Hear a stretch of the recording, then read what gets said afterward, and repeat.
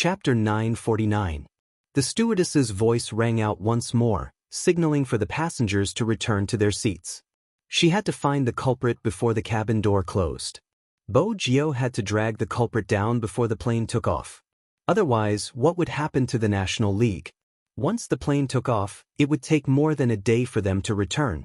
Was it the one on the left or the one on the right? Bo Gio pondered as she walked forward. She paused for a second. In that second, there was only one thought in her mind.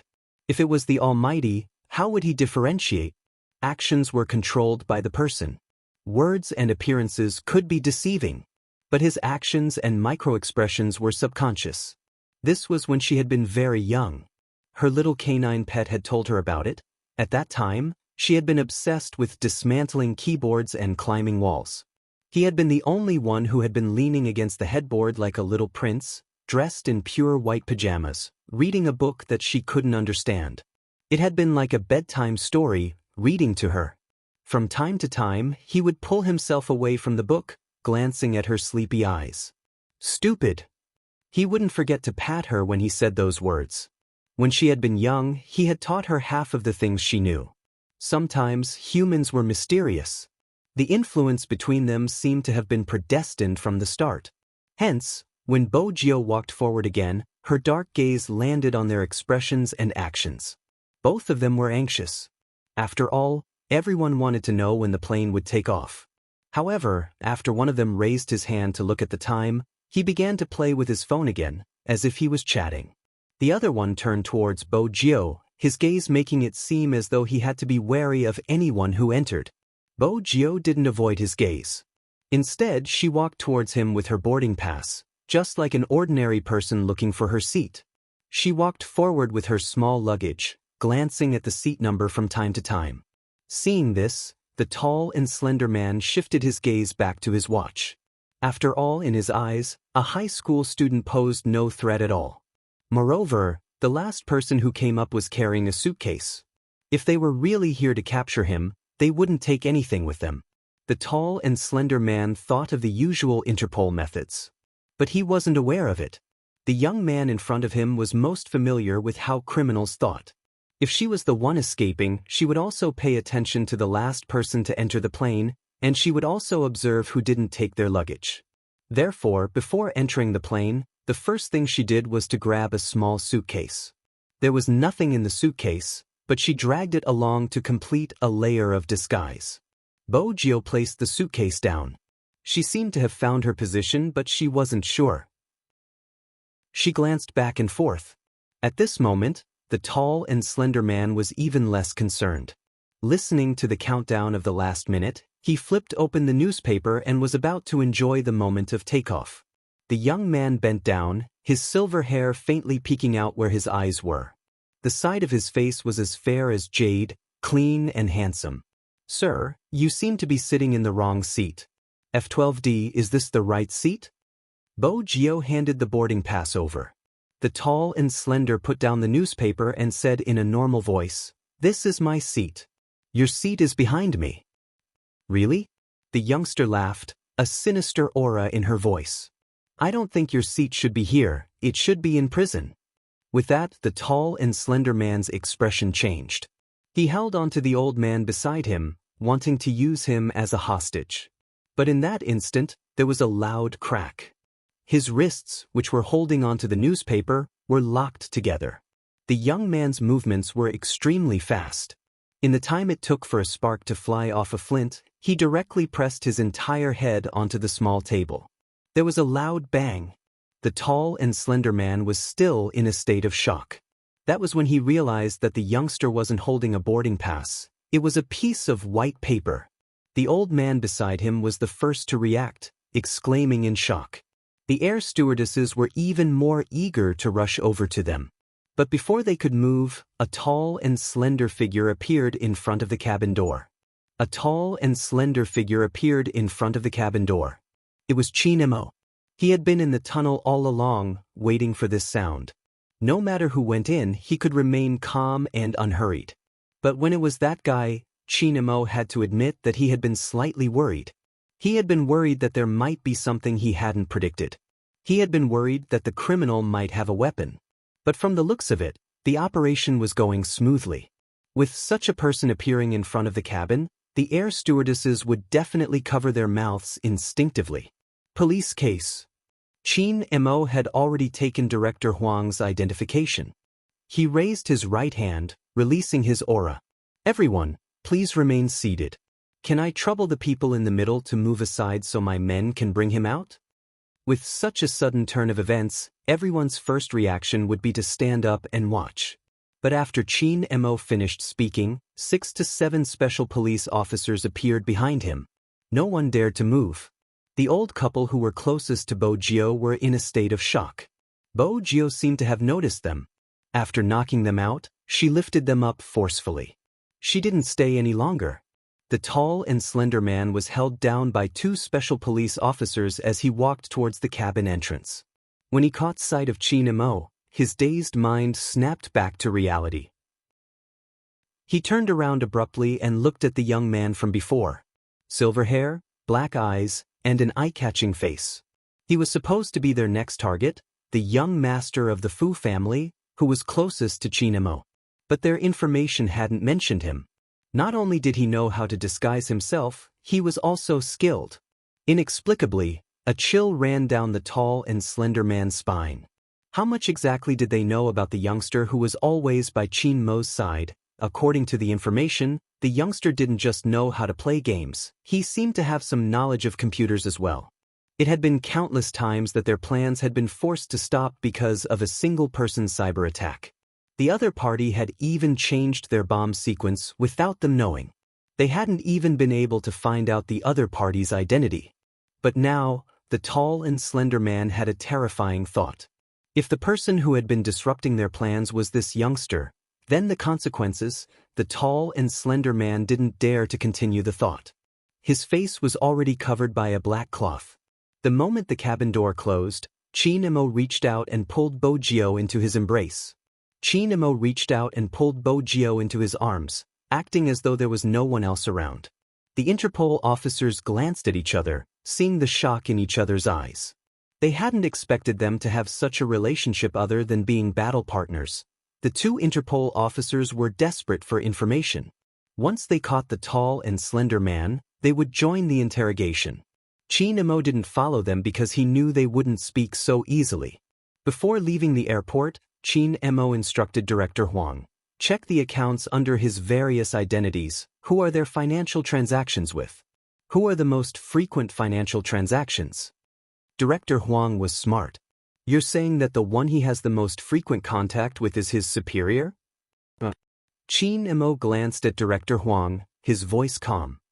Under normal circumstances, there wouldn't be any financial dealings within an organization. The ones that do are their partners, for example, the traitor in the crime squad. The moment the word traitor was mentioned, Director Huang's expression turned solemn. I understand. Bo Jio sat at the front passenger seat, watching as Director Huang's figure grew smaller. She turned over. Little Huang really knows? If there really are financial dealings, it must be a huge sum. He would be able to know every single operation, and every single one of them is a crucial one. Otherwise, the news wouldn't have been leaked so quickly. This person could even make use of the new criminal psychologist to take away your authority. His position shouldn't be low. Indeed, it isn't low. At the very least, it would be someone of the same rank or above. Chin Mo made use of the red light to light a cigarette. He held it with one hand, his features sharp. He knows that it's just a few people.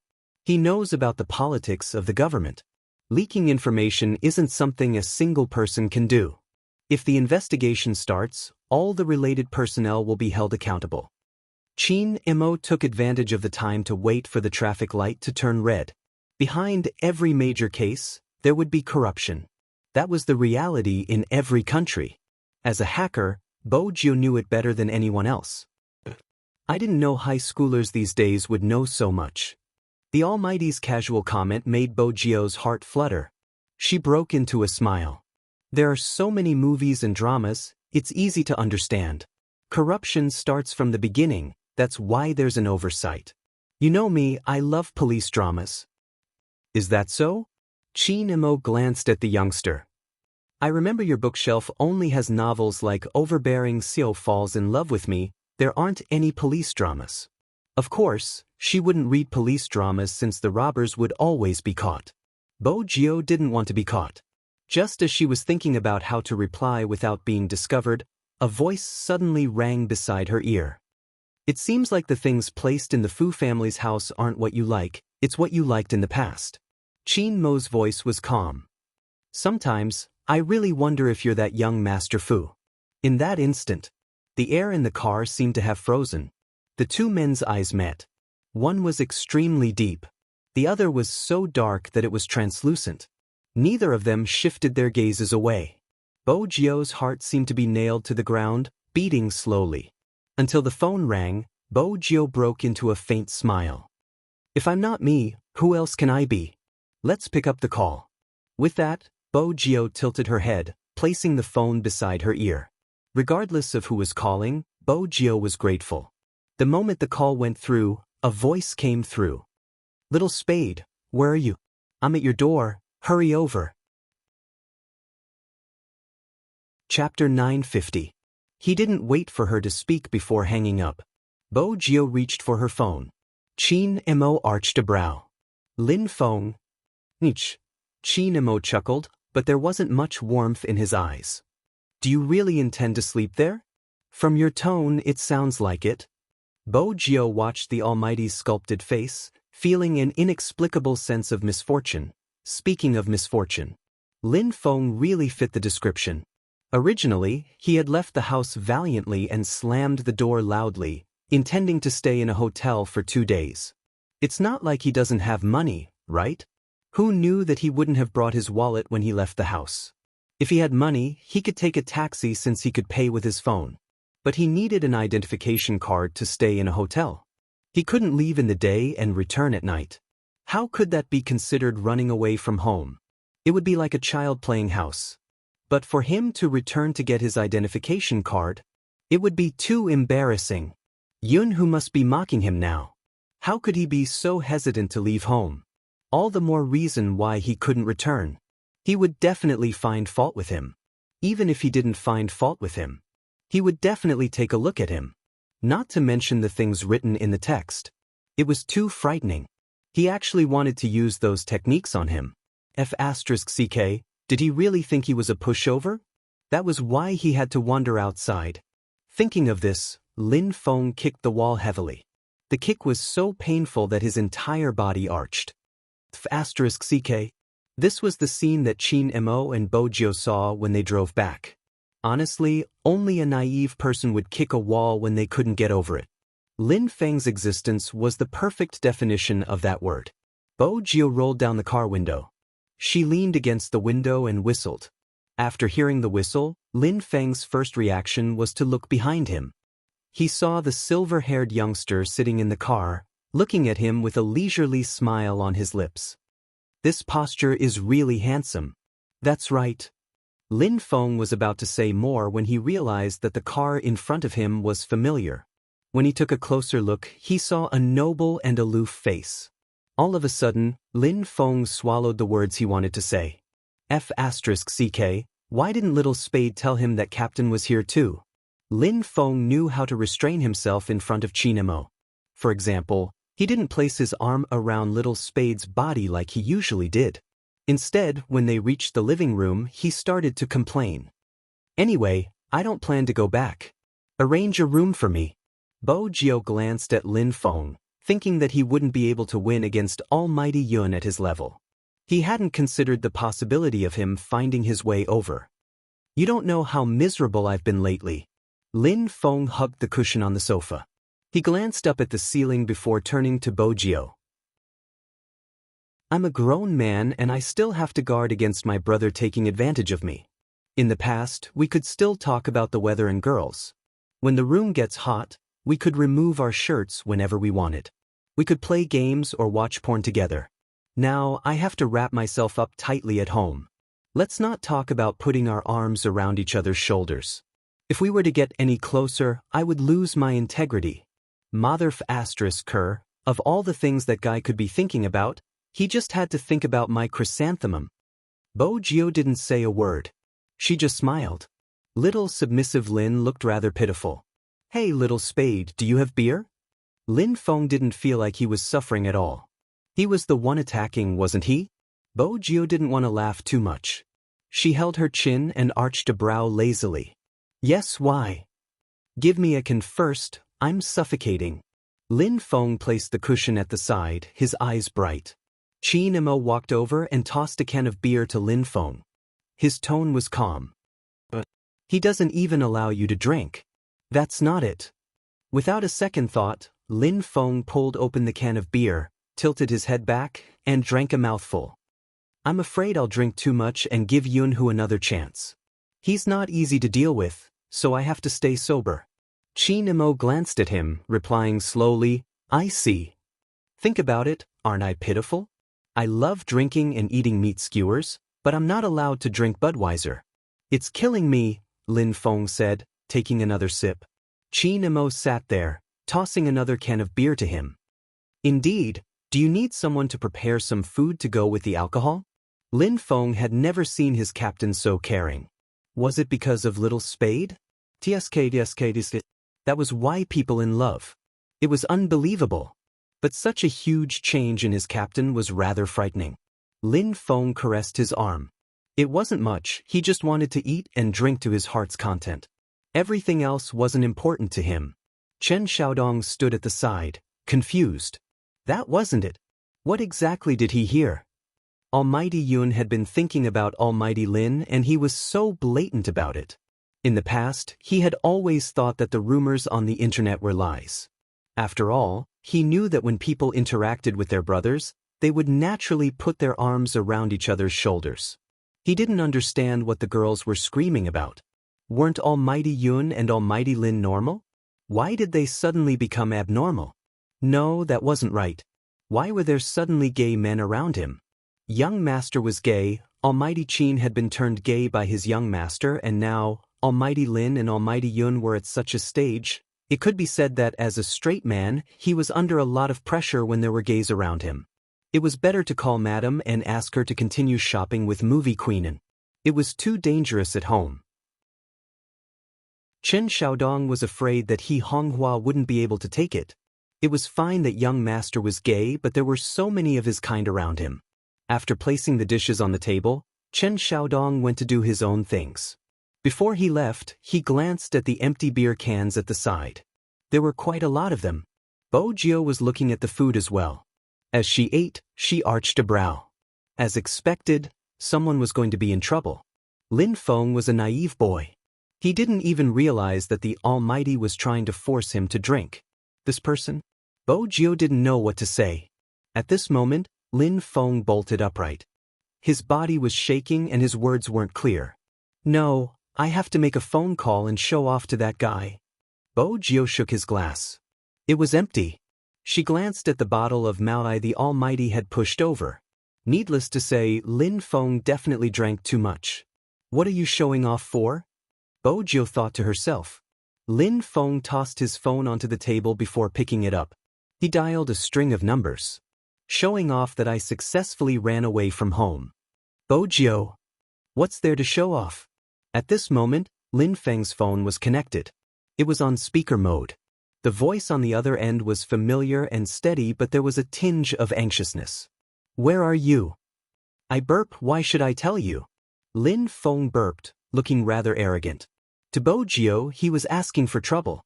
Yun Hu's fingers stilled. You drank? I didn't just drink, I ate meat too. That's right. I even saw. Lin Feng wanted to say that he saw a girl, but after scanning the surroundings, there wasn't a single girl. He changed his words. I even saw a hunk. Yun Hu narrowed his eyes, his tone turning cold. Which hunk? A hunk with silver hair. Lin Feng was drunk, acting rather stupid. Don't bother about that. I'm just telling you, I won't be going back today. You can play with yourself. Yun Hu arched a brow. A hunk with silver hair? Why? Lin Feng lifted his chin proudly. Can't I have silver hair? I'm more handsome than you anyway. Yun Hu's voice was unhurried, as though he had changed into another person. There was even a hint of a smile in his voice. Why not? Have fun. Then, Yun Hu ended the call. Lin Feng, who was hung up on, was a little confused. She turned towards Bo Jio. What does he mean by that? Does he not believe that I'm with a hunk? Bo Jio held her forehead. He didn't want to talk nonsense with you anymore and was coming to fetch you.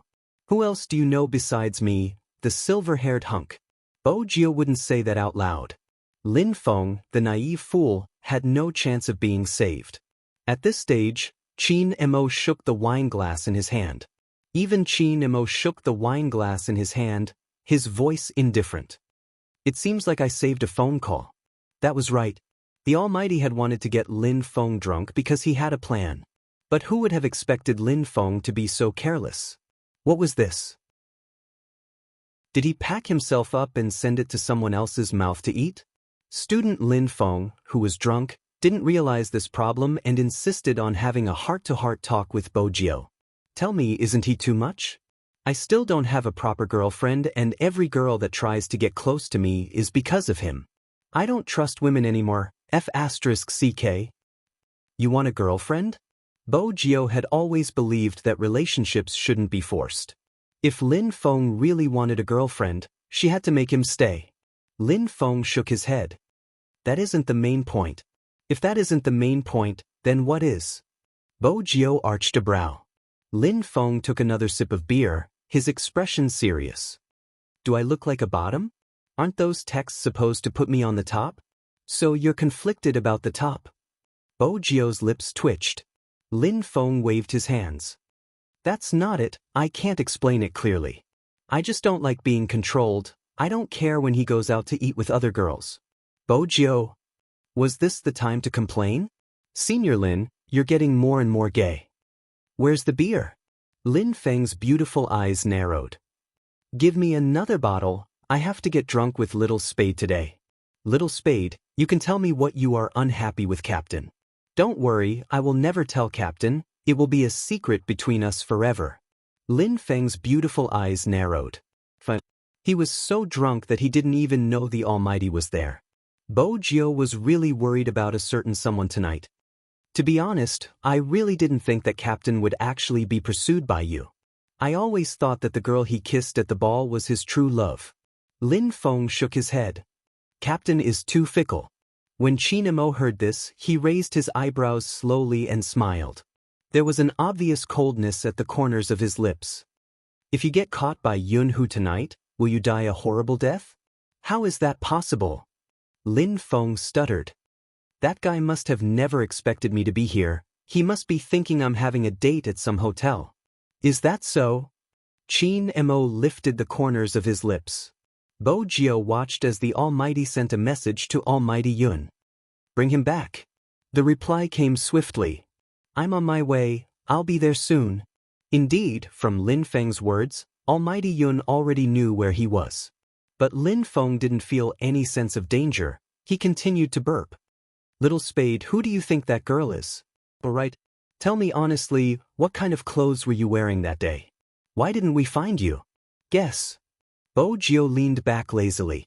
Lin Feng shook his head. It must have been ugly, I know how it feels. Dressing up as a girl is going to kill straight guys like us. Burp, that's not right, you aren't straight, you are gay. Wait a minute, stop swaying, let me see for myself. Why does it look so familiar? I remember now, that girl had the same eyes that day. Bo Jio frowned, wondering if she had been recognized. She didn't want to be recognized. Her head hurt. Even Qin Mo turned to look at Lin Feng when he heard this. It was obvious that Lin Feng was still deep in thought, but only he knew what he was thinking. Bo Jio was about to speak. Lin Feng slapped his forehead.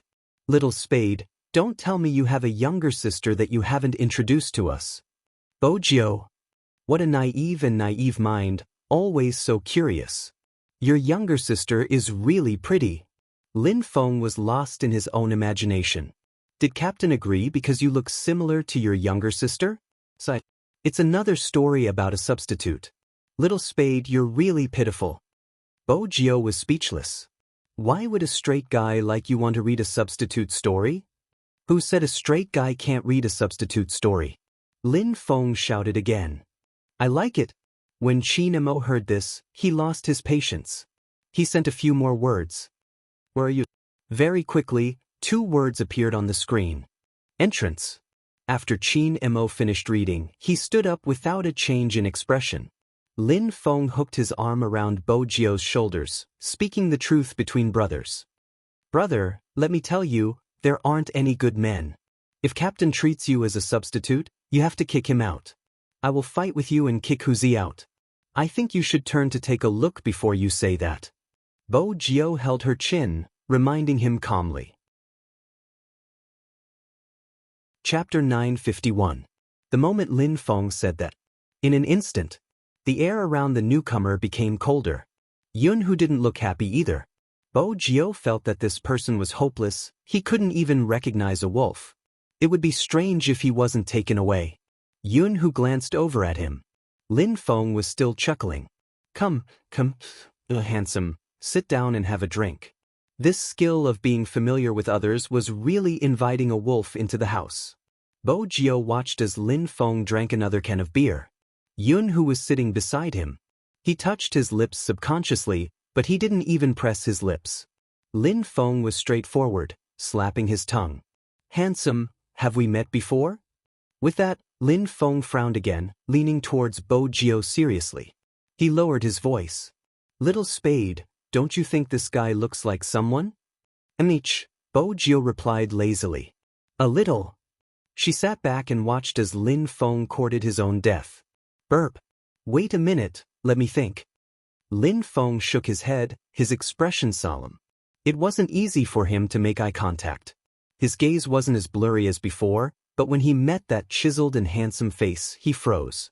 He pulled Bo Jio over, turning his head. F***CK. Why is he here? When did he come? How did he find us? This isn't logical. Bo Jio took out her phone, smiling faintly as she pressed the record button, gesturing for him to listen carefully. Lin Feng was still in a daze, swaying back and forth before he heard the voice. Where are you? I burp, why should I tell you? You drank. I didn't just drink, I ate meat too. That's right. I saw a hunk. Which hunk? A silver-haired hunk. You don't have to care about this. I'm telling you, I'm not going back today. You can play with yourself. A silver-haired hunk? But can't he have silver hair? He's more handsome than you anyway. There's nothing wrong with that. Have fun. Do. After listening to this recording, Lin Feng's IQ was finally restored to its previous level. Now that he knew the truth, he was on the verge of tears. He wished he could find a hole to crawl into and bury himself alive. He was the one who said that Yun who would find his way here. From the moment he entered, Yun who hadn't said a word. Instead, he swept a glance at the empty wine cans on the ground. There were about a dozen of them. It seemed like he hadn't been drinking recently and had been craving for so much. This made it easier for him to take her away. Who gave you the wine? Yunhu asked. Lin Feng felt that he had to put up a front and let out a drunken burp. Captain gave it to me. You want to pick a fight with the captain? Bo Jio facepalmed again. Yet, Yunhu only glanced at him. He sat beside that person, his expression unchanged, but his words were routine. I know, you didn't dare to drink in front of me, but you dared to after coming out. Who said I didn't dare to? Lin Feng opened another can of wine, drinking in a heroic manner. In less than 2 cans, his eyes started to blur again. He probably couldn't recognize anyone, otherwise, he wouldn't be looking at Qin Mo, Little Spade. Come, let's have a pajama party. With that, he leaned towards Qin Mo. Qin Mo blocked him with his left hand, his eyes fixed on Yunhu. Aren't you going to take him away? Yunhu pulled Lin Feng back. You want to have a pajama party? Burp. Lin Feng stood up shakily. Yunhu pulled him towards the door. Let's go home, I'll play with you. Lin Feng didn't even know how Yunhu had shoved him into the car. He was still dizzy. He looked sober, glancing up with a determined expression. I'm not going home. I'm still running away from home. Then, where do you want to go? Yunhu glanced at the road ahead. Lin Feng glanced outside, burping again. To the hotel. No, I can't go to the hotel. I didn't bring my identity card. If Yunhu finds out, he will definitely mock me. Is that so? Yunhu watched a certain someone in a daze. This fellow was still as careless as before, forgetting his wallet when he left home. Lin Feng replied, burping again. After a while, he asked, why does this road look so familiar? The roads are all the same, of course it looks familiar. Yunhu continued to turn the steering wheel. Lin Feng narrowed his eyes, looking extremely heroic. You're right, where are we going now? To my house. Yunhu's voice was still as calm as before. Don't you want to have a pajama party? Lin Feng nodded. Yes, a pajama party. With that, he frowned. Why does this road look so familiar? I remember now, this is the road to my house. Did he recognize him? At a red light, Yunhu stopped the car, turning his head, meeting a certain someone's hazy eyes. Lin Feng didn't realize how much his face could hurt the people who liked him. Moreover, when he was drunk, it made people want to go over and kiss him. I got it. Lin Feng shook himself, trying to sit up straight. Your house and mine are in the same direction. Handsome, we are really fated. Indeed. Yunhu restarted the car, thinking that he shouldn't have placed too much hope on a certain someone's intelligence. Lin Feng felt a little high. We have to have another drink. It's fated. Sure. Yunhu drove the car into the courtyard. Lin Feng looked around. Military Base 1 burp, it seems real. When did such a small area appear beside our house? Why didn't I know about it? Yunhu changed the gear, stopped the car, and helped Lin Feng down. No, that's not right, I'm still running away from home. This is Military Base 1, I want to go that way. Lin Feng pointed in the direction of the main entrance. Yunhu helped him forward 3 steps. This is the right way. Do you think I can't tell the direction when I'm drunk? Lin Feng shook his head, trying to sober himself up. I'm telling you, I can still drink another 30 bottles. Let's go back to the room, I'll drink with you, Yunhu said faintly, carrying Lin Feng up. The two of them even had their auras entangled together. Even though there were other cars in the courtyard, the headlights couldn't reach them. It was as if the two of them were in another small world. No one would disturb them. The night sky darkened. Fu family's villa. At this moment, Bo Jiao felt that it wasn't a good thing that the naive Lin Feng had left. With Lin Feng around, she would at least be safe. But now, she wasn't so sure. The Almighty's unique minty tobacco scent wafted through the air. Is there something you forgot to do? What? Bo Jiao arched a brow. Help me bathe. Qin Mo inched closer, so close that Bo Jiao stilled. She tilted her head to look into his deep eyes. Her thighs were separated by a layer of cloth, the temperature rising. Her breath became his scent, as though the Almighty's scent was infecting her body. Before Bo Jiao could open her mouth, her words were cut off by a kiss. First, it was a light lick. Once his handsome face was so close, it was easy to lose her ability to think. Qin Mo used this force to carry her up and sit on the sofa. His tongue pushed open her lips and entered her mouth, their tongues intertwining. He didn't give her any chance to regret. Bo Jiao couldn't resist his kiss. The numbness at the tip of her tongue and the melting water kneading made it hard for Bo Jiao to breathe. Until the Almighty released her. Her mind was blank for a few seconds. It was the days after the pleasure. The numbness spread from her tailbone to her entire body as though she had been electrocuted. Her heartbeat was extremely strong. Not to mention the position between her and the Almighty. She was sitting on the Almighty's lap. He could even feel something boiling hot pressing against him. Under such circumstances, she couldn't agree to the bathing. Bo Jiao stood up, her ears flushed. I'll look for Xiaodong, he'll help you bathe. Of course, Qin Mo wouldn't allow Chen Xiaodong to touch him. He glanced at Bo Jiao before glancing at the time, his voice hoarse. Help me bathe after the National League. You can bathe yourself. Qin Mo said the last few words slowly and deeply. Bo Jiao thought, I might not be here after the National League, but she didn't say it out loud. To her, the National League was a dividing line. After they won the National League, the Fu family would be back and everything would be in He Honghua's hands again. When that happened, it would be time for her to leave. She would use her identity to pursue the criminal. She activated the USB. This meant that she would have to return to the darkness. Chin Mo could tell that she wasn't paying attention. He didn't like her expression at this moment. It was as though she didn't care. She could withdraw at any time and end it at any time. Their relationship wasn't the kind that could end at any time. If she couldn't realize this, he would make her realize it. Bojo thought she was safe. Unexpectedly, the moment she entered the room, she was about to bring a pillow to the guest room. The Almighty pushed her against the wall and gave her another round of powerless kisses. Bojo couldn't take it. Her legs were numb and soft. When she regained her senses, she was carried onto the bed. Bojo's bed was a single bed, much narrower than a double bed. This bed was convenient for Chin Mo to a certain extent. The two of them were very close. That handsome face that made her heart race was right in front of her eyes. Chin Mo lowered his lids to look at the person in his arms. Even the scorching breath could stir up one's spirit. Since you don't want to help me, I can help you. With that, Chin Mo carried her again and kicked the bathroom door open. When the shower started, both of their clothes were wet. It was cold water and wasn't warm yet.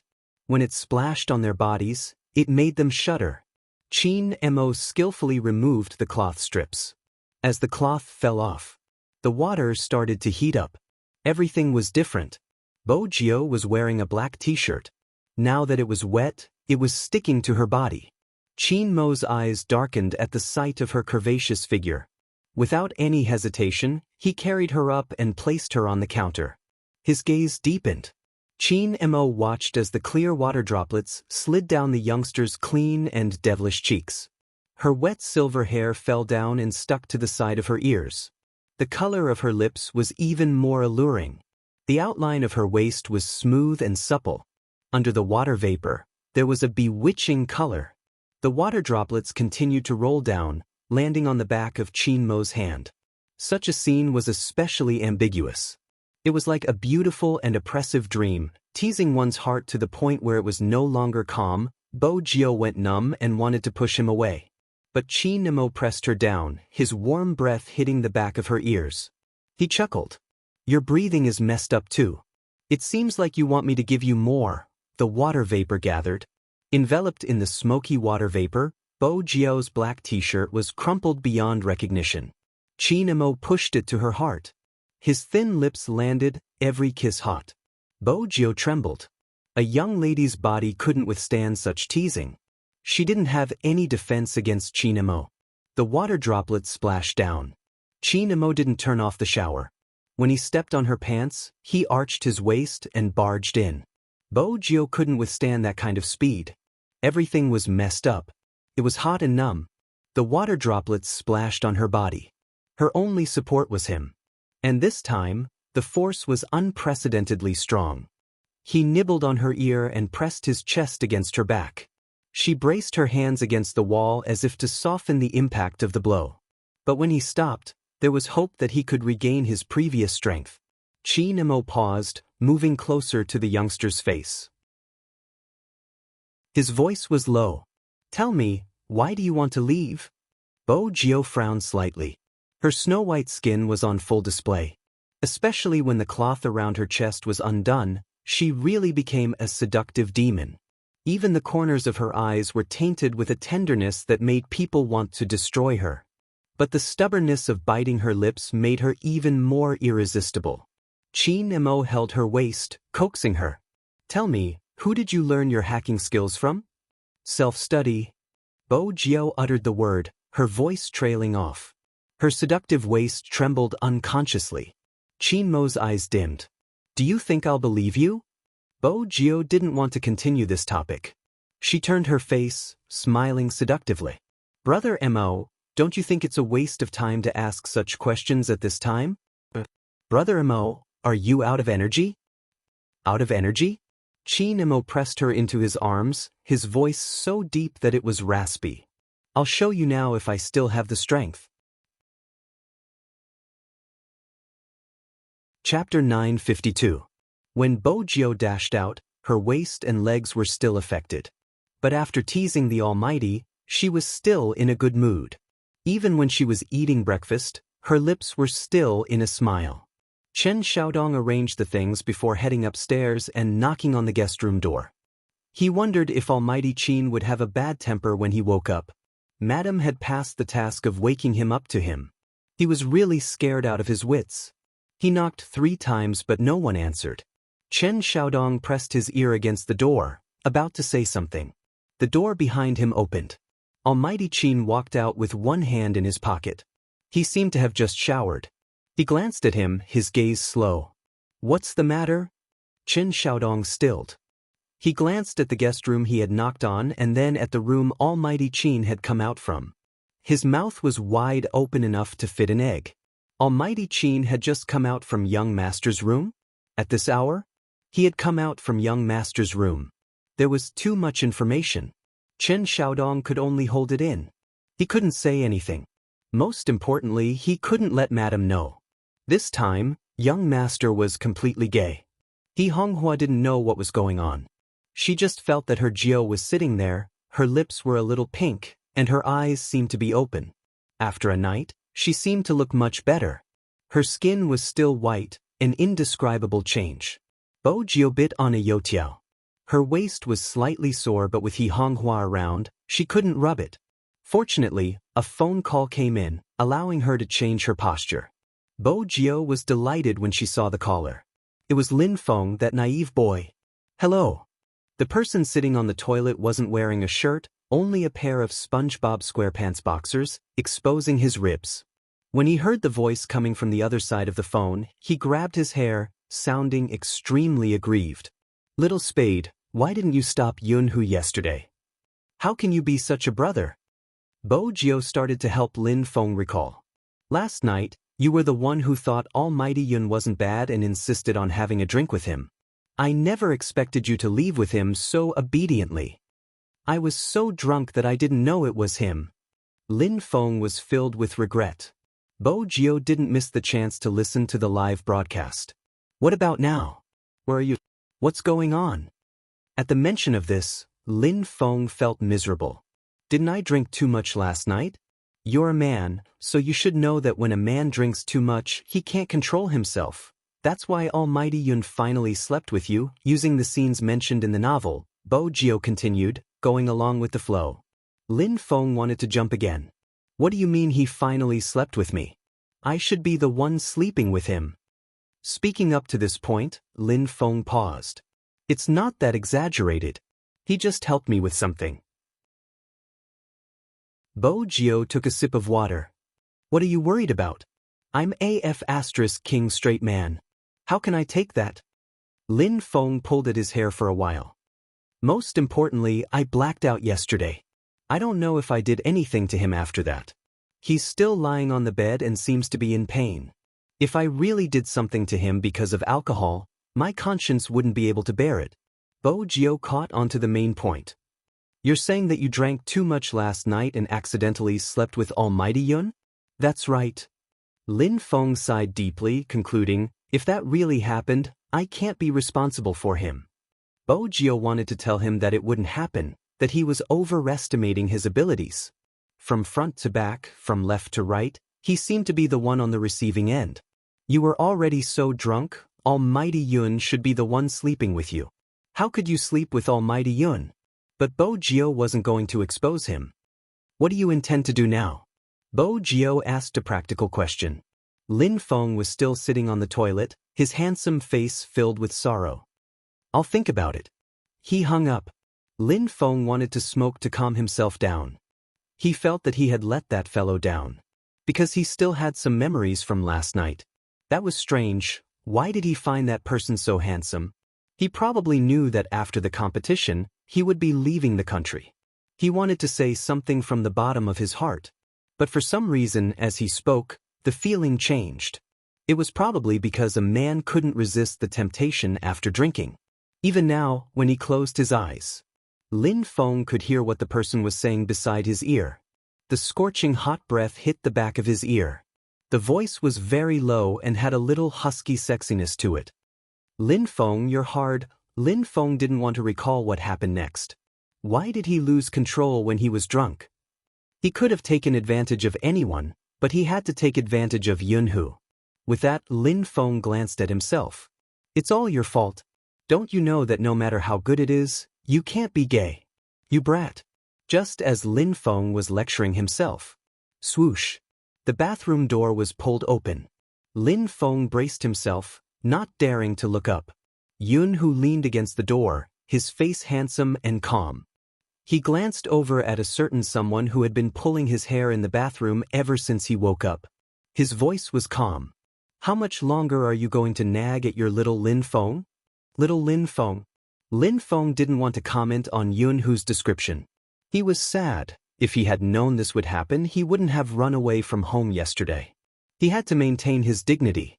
Lin Feng coughed, feeling that he didn't have any dignity in his boxer shorts. He could only pretend to be calm.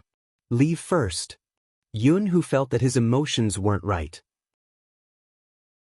After yesterday's sweetness, he understood that he couldn't force him too much. He knew this better than anyone else. Lin Feng might look like that. In reality, he was more straightforward than anyone else. Ever since he was young, he had been thinking about marrying a cute girl. He said that girls had to be doted on and that his wife couldn't be cold or hungry in the future. Hence, even cooking, which didn't fit his persona, was extremely good. Lin Feng had never known. When he heard those things, he didn't know how his heart worked. He wanted to let him get what he wanted. After all, this guy deserved to be treated gently. But he was jealous from the bottom of his heart. He was jealous of the girl who would get him in the future. He was so jealous that he didn't dare to voice his thoughts. If it hadn't been for Little Spade, this guy might never have been enlightened. With a couple by his side, he realized that he really liked him. It had never been brotherly love. Chapter 953. With that in mind, Yunhu's entire being became indescribably gloomy. His heart felt as though it had been stabbed. Regardless of how strong he appeared in front of that person, when he sat like this, he still felt a sense of despair. Bang! Lin Feng had probably made up his mind. He rushed out of the washroom. Originally, he wanted to tell him in one go that he really couldn't be gay and that they could be brothers again. But when he saw that person sitting there with a pale side profile, he couldn't say the words that were at the tip of his tongue. After all, Yunhu really looked as though he had done something to him. He looked a little pitiful. He had never seen such an expression on his face before. Come to think of it, it made sense. Even if Yunhu was gay, he should be the one on top. He could just treat him as a straight man. It probably wouldn't be easy for him to accept being defiled by him.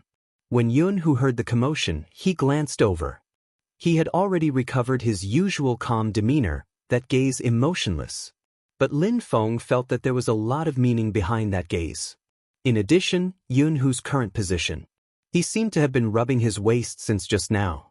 Even though Lin Feng was a newbie, he was a newbie who had seen porn.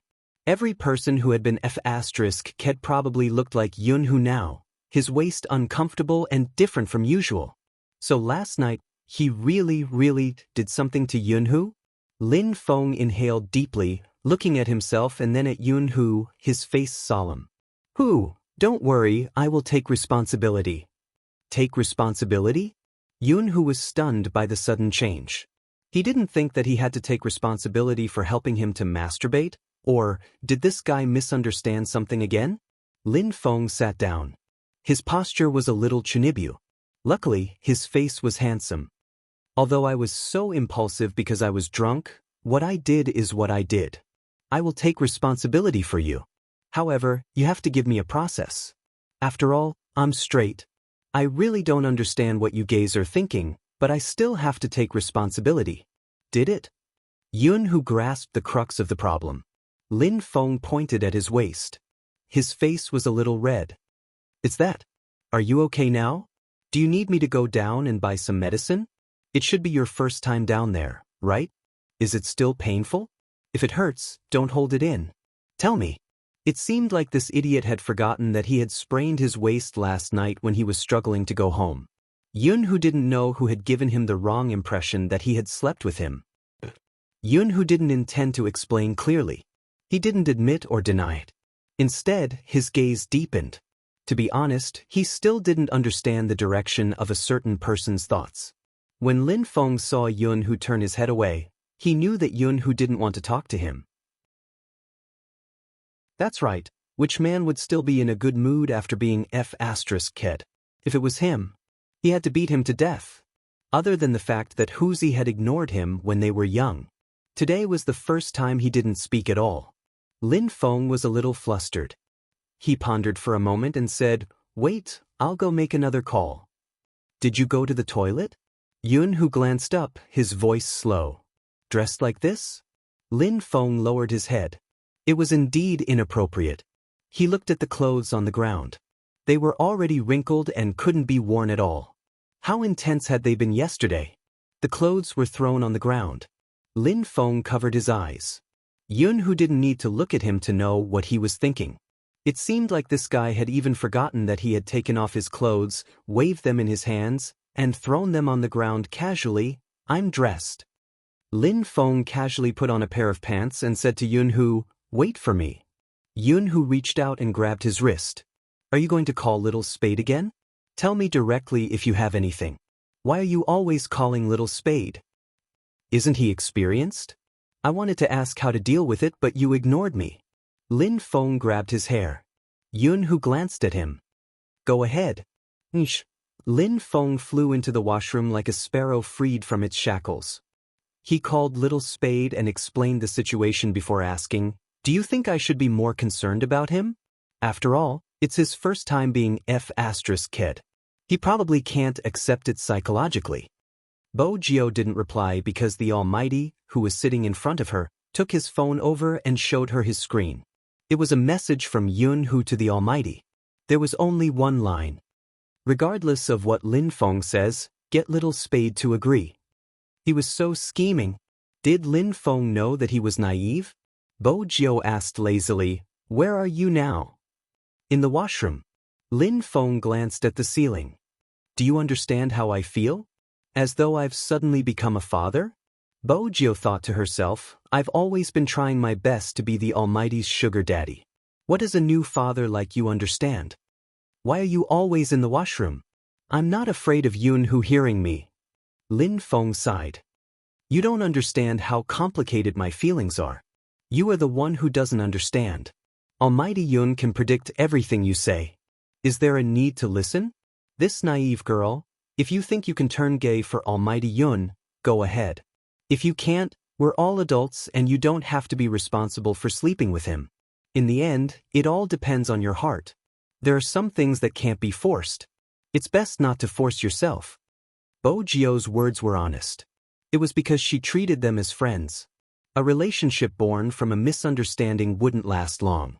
Because she cared, the hurt would only deepen. But if Lin Feng was willing, the misunderstanding would be a beautiful one. But it was obvious that Qin Mo didn't like hearing her words. The feeling that this person was indifferent to everything came back again. It seemed as though even if he wanted her, it didn't mean that he had her. Qin Mo's heart tightened unconsciously, and even his gaze deepened. He had never been anyone's boyfriend. He wouldn't be. But this person seemed to have never treated him as a boyfriend. With that, Qin Mo reached out and lifted the youngster's chin. He leaned over and kissed her lips. Chen Xiaodong, who was standing at the side, thought. He hadn't expected to witness such a scene. It had happened without any warning. This was the Fu family's house. What if Madame saw? Bo Jio was startled when she felt a slight chill on her lips. Chapter 954. Bo Jio hadn't expected the Almighty to kiss her all of a sudden. She was still holding the phone in her hand, her clean and fair face paused for a moment. She even forgot what she wanted to say. She could only look at the handsome face in front of her. When the kiss ended, her lips were brushed by his, and it was cold and ticklish. After Yun Hu sent the WeChat message, he stuffed his phone into his pocket. When he saw him come out, he pretended to be uneasy and said, "You don't have to take responsibility, we are both guys. It's normal to sleep for a night. It's good enough that you didn't despise me." If Yun Hu hadn't said that, Lin Feng wouldn't have felt sorry for him. Especially when he tilted his head, which made him look slightly fragile. "Are you sure it's fragile?" Qin Mo looked at the person in front of him who was holding her phone in a daze. Because she had just woken up, her silver hair was still fluffy. She looked like a little tiger that wanted to be pampered. He couldn't help but lift his thin lips and lean over to kiss the corner of her lips. Chin Xiaodong. Mommy, I really don't want to see two guys kissing in front of me. I'm a straight guy. I'm gay. In Almighty Qin's eyes, didn't he, a third wheel, exist? Obviously not. Sometimes, kissing was a way to declare his ownership. It wasn't just to let others know, it was also to let Bo Jio know that she wasn't a big deal. Bo Jio blinked. The Almighty's gaze seemed to be deep. He seemed to like her, but at the same time, it seemed like he wanted to stuff her into the bin. Hey little spade. Why aren't you saying anything? Is there no signal?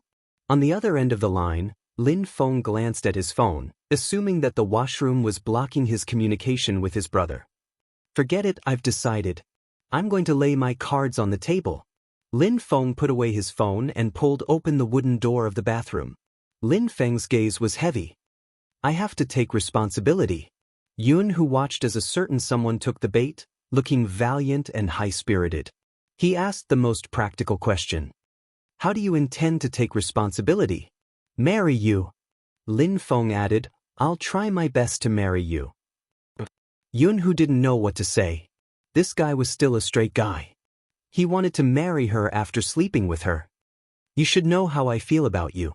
Yun, who followed his train of thought and said, I won't agree to the arranged marriage and marriage of convenience in novels. Lin Feng thought to himself, of course I know what you mean. If you dare to bring up the matter of hitting me, I will cripple you right now. However, he had just slept with her, so he had to be gentle. Speak. Yun, who replied faintly, I want to kiss you the moment I see you, so let's start with kissing. Kiss? Lin Feng's eyes widened. This wasn't within his scope of consideration at all. Yun, who was a two-faced person. You weren't this excited when you hugged me yesterday. She hugged him and vomited, not daring to let go. Helplessly, when Lin Feng heard that, his mind automatically started to play some small scenes. His face turned red, and he felt very uneasy. All right. Yun, who arched a brow. What's good about it? Let's start with kissing.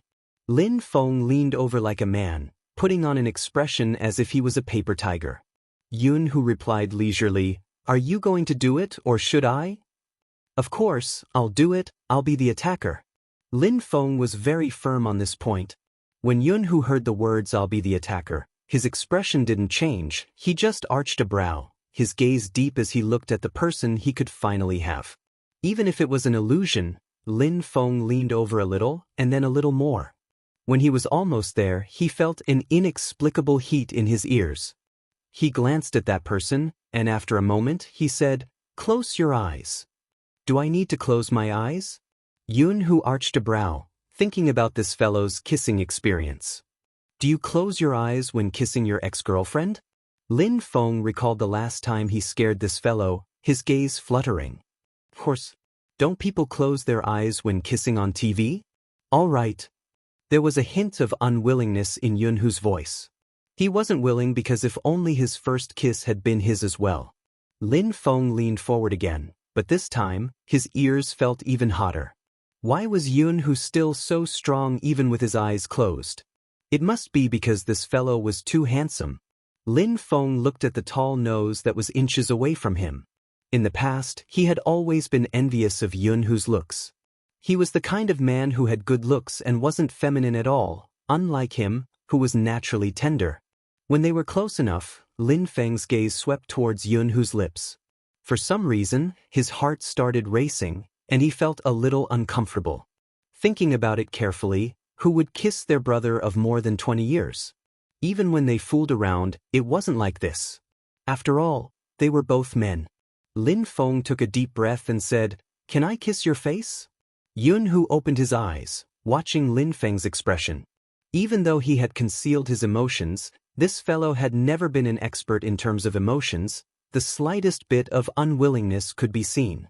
Yun Hu's heart sank and he asked, Is it difficult to kiss? I really can't kiss you. Lin Feng hadn't finished the word, go. His thin lips were blocked. Yun Hu liked to drink tea, and when he kissed, it was filled with his unique tea fragrance. There was also an indescribable feeling. Lin Feng froze on the spot, his eyes wide open. Yun, who took the opportunity to pry open his lips, the tip of his tongue hooking upwards, not giving him a chance to catch his breath. How could a naive person like Lin Feng be Yun whose match in this aspect? Just as he was about to speak, Yun, whose kiss wrapped around him, the feeling of the tip of his tongue being sucked made him shudder.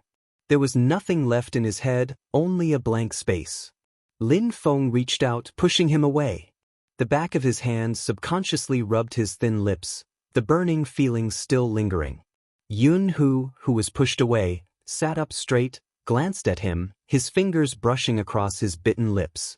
Lin Feng wanted to explain, after all, Yun, who had tried his best just now, it was hard for him to accept it psychologically. Unexpectedly, Yun, who spoke faster than him. It's nothing if you can't accept it now, take it slow, one day you will be able to accept it. With that, he stood up, the fringe on his forehead blocking his eyes. I'm going to take a shower. Lin Feng opened his mouth, but in the end, he didn't say anything. He sat on the bed and grabbed his hair. The shower was turned on. Yun, who stood below, the water droplets sliding down his straight back. That sentence wasn't meant for Lin Feng, it was better to say it to himself. He liked someone for too long. It was so long that he was afraid he would marry someone else one day. But with his grand appearance, he would have to miss it, at the Fu family's house. Bo Jiao was still trying to guess what the Almighty was thinking. Qin Imo glanced at the time on his wrist, saying faintly, "Let's go after eating, we're going to meet the advertiser." Advertiser? Bo Jiao arched a brow. I have to meet him too? Qin Mo's side profile was very attractive. Isn't it good to let you earn some pocket money by filming advertisements? That's not bad. It proves that I rely on my looks to make a living.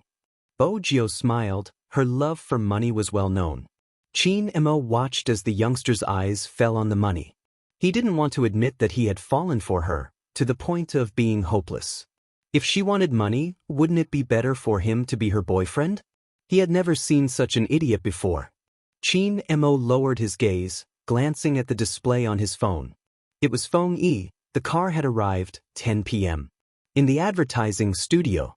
Due to the large amount of investors, there were many celebrities in the studio.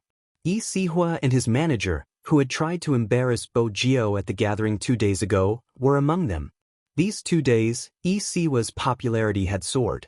A popular youth idol drama had helped him gain a lot of fans. But that wasn't the reason for the rise in popularity. The real reason why his value had skyrocketed was because he had appeared on the casting list of an international director, William. Everyone knew that anyone who could show their face in such a blockbuster would have a different meaning in the industry. But Yi Sihua was difficult to negotiate with. The advertiser had already given him a persona. They felt that it wasn't outstanding enough and insisted on 2 more scenes. This advertisement was different from the others. The Chinese director had wanted to film a microfilm advertisement. After all, he was in the electronics industry. But he was just a pretty face, no one would believe him if he claimed to have acted before. He felt that adding 2 more scenes would ruin the beauty. Both parties couldn't hold on. Yi Sihua looked as though he was the big shot, and if they didn't please him, he wouldn't be able to negotiate. The Chinese director had a unique personality, placing the camera over, a smile on her lips as she answered the call. Teacher? Are you coming over? It would be great if you could come over, you can help me control the scene. After she hung up, the big shot, who had been spoiled by his fans, was still wearing his sunglasses, looking high and mighty. The Chinese director thought to herself, the rumored fresh meat had good looks and acting skills. He even respected the staff. That must be bullsh*t. Our condition is still the same, our Sihua's face can't be flashed across the screen. The manager had her considerations, after all, the status of the artiste under her was different now, she had to have some demands. The Chinese director couldn't convince them and was about to walk over to say something. Just then, a voice came from the other side. He's so handsome. Why are young Master Qin and Big Spade here? I can't believe it, oh my god, I'm satisfied. Big Spade. A professional esports player, the silver-haired handsome youngster. I thought he was cosplaying. How could he be so handsome in real life? The discussion heated up as the two of them walked in. Even the Chinese director looked over curiously. He wouldn't have known if he didn't look, but his eyes lit up the moment he saw it. This was exactly the kind of character that she wanted the most. A laptop advertisement. The theme was mysterious and beautiful. What she wanted to do was to tell a short story with a visual sense. Hence, she had asked the manufacturer to find a couple for her. Even if they weren't a couple, they had to be young and handsome. Handsome didn't have to be rigid, it had to have a unique charm, and it would be best if they weren't bad at computer games. Now, looking at the two of them, the Chinese director only had one thought. It didn't matter if they didn't know how to computer games, as long as they could pose properly, reveal their faces, and add a little expression, it would be perfect. The Chinese director had just returned from overseas, pulling a staff over to ask. The staff had an incredulous expression. Young Master Qin and Spade Z, they are the professional esports players who replaced the previous couple. The advertiser got them from their manager, but they only agreed to show their faces. They just arrived. The Chinese director's heart blossomed when she heard the staff's words. She had to make the best use of the actors. Arrange for their makeup and clothes. Makeup was fine, but Qin Mo wouldn't allow anyone to touch her. Fortunately, they were in a filming studio and the environment wasn't bad. Bo Jio took the clothes from the staff and smiled faintly. Thank you, I can do it myself. The staff didn't know how to play games and didn't watch esports competitions. But when she saw the youngster's handsome face and thanked her, she couldn't help blushing. She finally understood why so many people were infatuated with this youngster. Even though he was in the esports industry, his popularity was high. He was really handsome. He wasn't just handsome, his gaze was gentle as well. There were many handsome men and beautiful women in the esports industry. But there weren't many people like this youngster who exuded an aura as pure as jade. From afar, Yi Sihuan narrowed his eyes, his face darkening. Why is that useless Fu family here? The manager wasn't sure either. I'll go ask. It's fine. Yi Sihuan's expression darkened. With young Master Qin by his side, it wouldn't be strange for him to go anywhere. Go ask the director when they are filming. All right. The manager didn't want to provoke young Master Qin since they couldn't wait to fawn over him.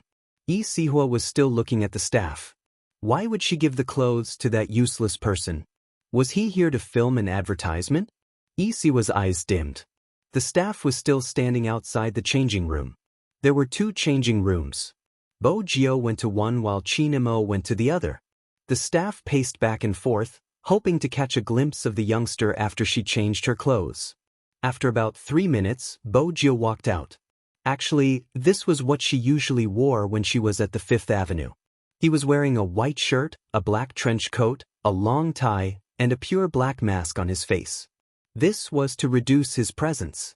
Unexpectedly, the clothes for the advertisement were the same.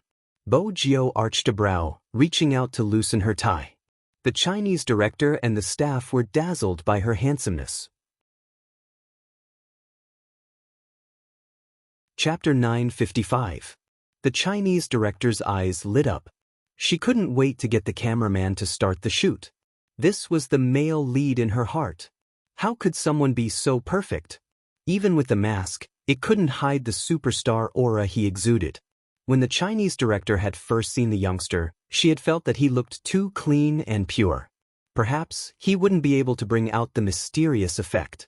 Unexpectedly, as compared to the previous set of clothes, the black trench coat and mask were more suitable for him. The moment Bo Jio came out, she was stared at by the two girls. Usually she had a strong tolerance, but today she was being stared at for a long time. She paused for a moment before asking, "May I ask, what kind of advertisement are we shooting?" The stage supervisor snapped back to her senses and was about to speak. Qin Mo pushed the door open and walked out, silencing the entire set once more. Some people, regardless of what they wore, would be able to bring out their unique aura. Noble, indifferent, porcelain white skin. This was everyone's first impression of Qin Mo. At this moment, Chinemo was wearing a white shirt, holding a can of beer in his hand. His collar was half open. He had wet his hair for the styling. Black strands of hair scattered across his forehead, water droplets sliding down the bridge of his nose. He looked casual and sexy. So handsome. Someone sucked in a sharp breath. Bojo turned, looking at the person. She was met with a pair of deep eyes. The moment Chinemo saw her, the color of his eyes deepened. They were separated by half the studio, one in the light and the other in the dark. Bojo was still wearing the mask. In that instant, her heart skipped a beat. It was because she suddenly remembered something. The Almighty had seen her at Fifth Avenue. Even though it had just been a brush. But back then, she had been wearing a black trench coat with a hood and a black mask. Other than the color of her hair, she had looked exactly the same as now. Bojo wasn't sure if the Almighty would remember the time they had brushed shoulders when he saw her in this state. For some reason, she felt a little guilty. She tilted her head and prayed in her heart, "Don't remember, don't remember." Just as she was thinking about this, a person appeared in front of her. That person enveloped her on the spot. It could be said that she bumped into that person's arms. When the tip of his nose touched the white shirt, he let out a long sigh. Just like this, it didn't seem like he didn't recognize him at all. "You don't even know how to walk?" A melodious voice sounded from above. Bojo glanced up and touched the bridge of her nose. Chinemo studied the youngster's face, especially when his gaze swept over her masked face. His voice was faint, a little nonchalant. "In the past, when I went to America to play, I bumped into someone who looked like you." Bojo's left hand, which was in her pocket, paused. When she smiled, her eyes were sincere. "I'm so handsome, how can there be someone like me? I really want to meet him." Z. When she heard the code name, Bojo tilted her head. Through the mask she asked, "What?" "The person I bumped into in America was Z." Chinmo's side profile remained emotionless. Bojo paused, widening her eyes. With the mask on, she looked extremely innocent.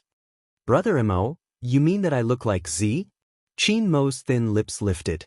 He paused and leaned forward, whispering into her ear, "It's a pity that you aren't an actor." Bojo's heart sank, but the corners of her eyes lifted. She looked mischievous. "It's indeed a waste of my good looks if I don't act. In such a public event, there would definitely be many people looking over." Bojo could hear the commotion around her, but it probably wouldn't affect the Almighty much. But for the sake of Feng Yi, she had to remind the Almighty, "Brother Mo, this is a filming studio."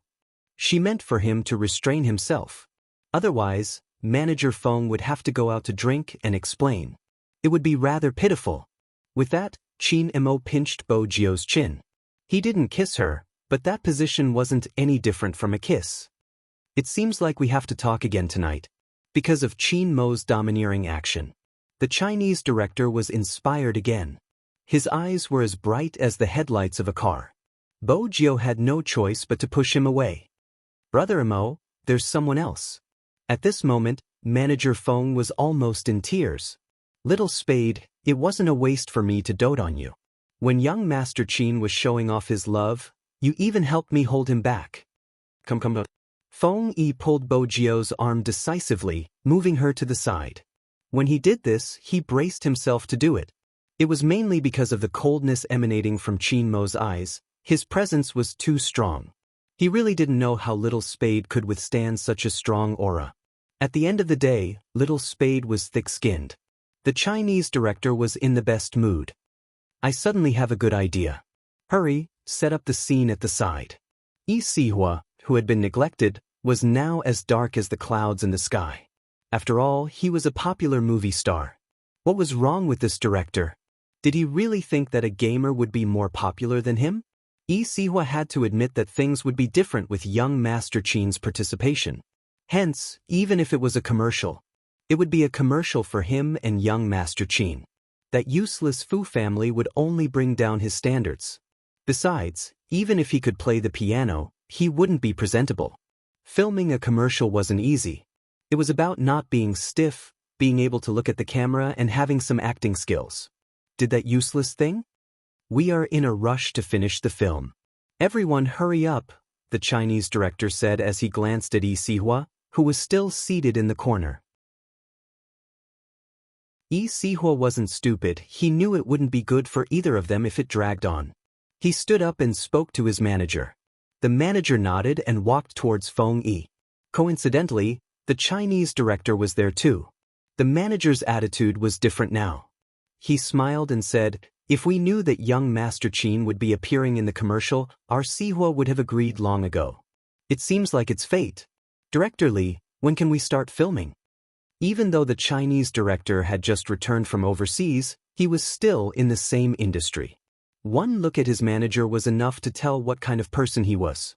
She picked up the script she had written for the scene, her tone calm. "Change your clothes and read the script."